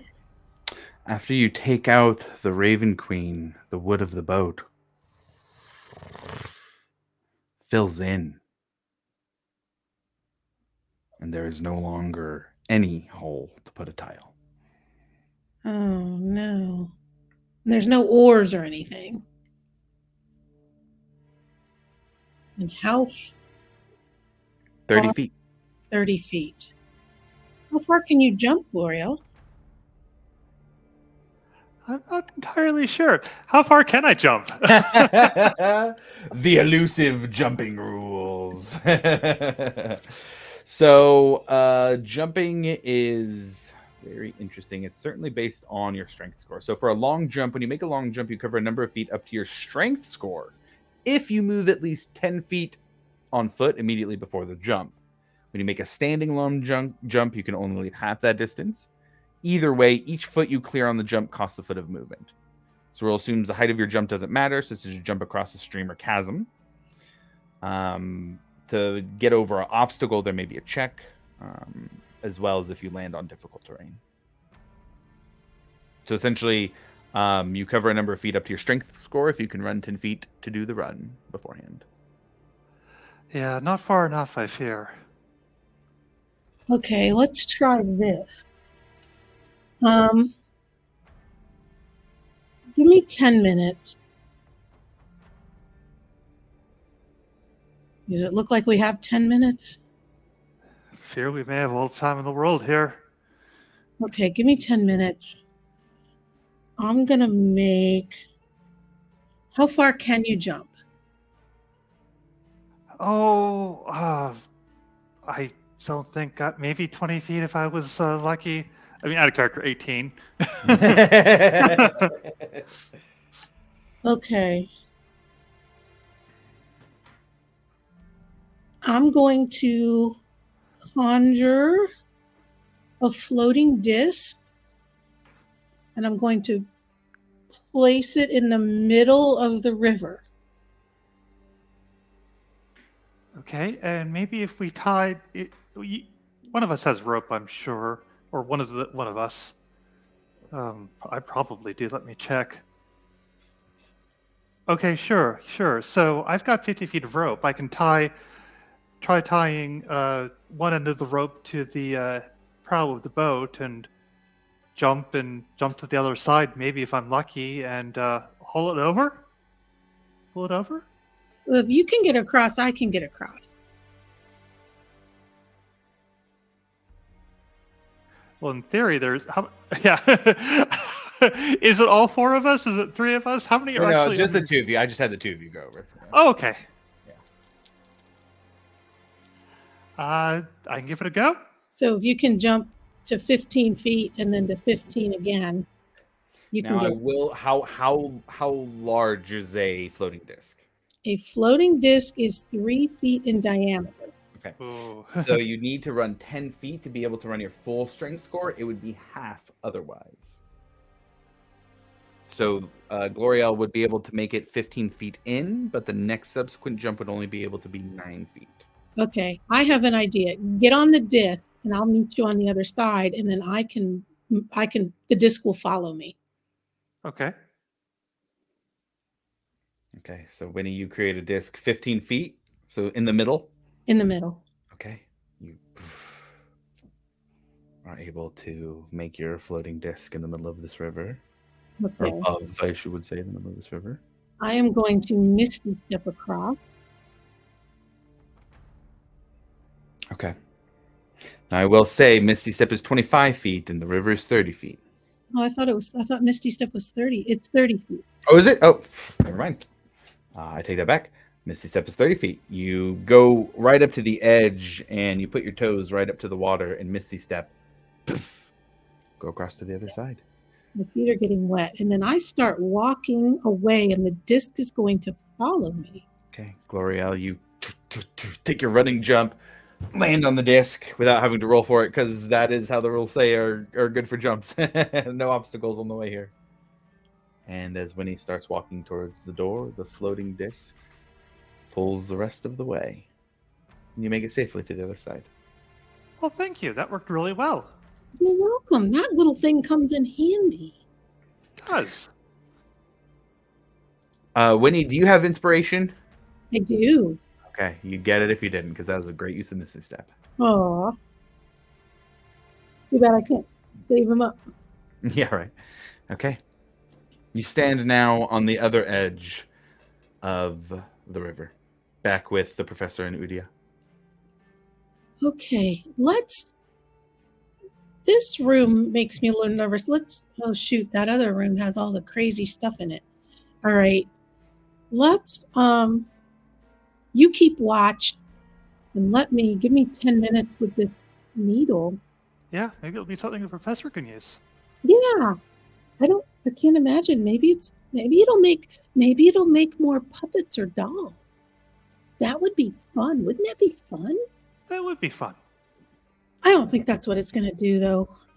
But anyway, Winnie gets out her very expensive pearl. Mm-hmm. This is my first ever wizarding component. I had to save up so long for it. And she sets it out in the crook of her book and puts also the needle there in the crook of her book, and a honey-colored glow imbues the needle and then imbues her, and she learns what it is. And after 10 minutes, you get back. This is a needle of mending. You learn the command word and speak it, and it turns into a dagger. You speak the command word again, it turns back into a needle. And the mending cantrip can also be cast when using it as a needle. That's very handy. I wonder who's handy with daggers. It's fun. Yeah, maybe the professor, he's handy with daggers. Does it require attunement? Oh, great question. I believe it does. I already know mending.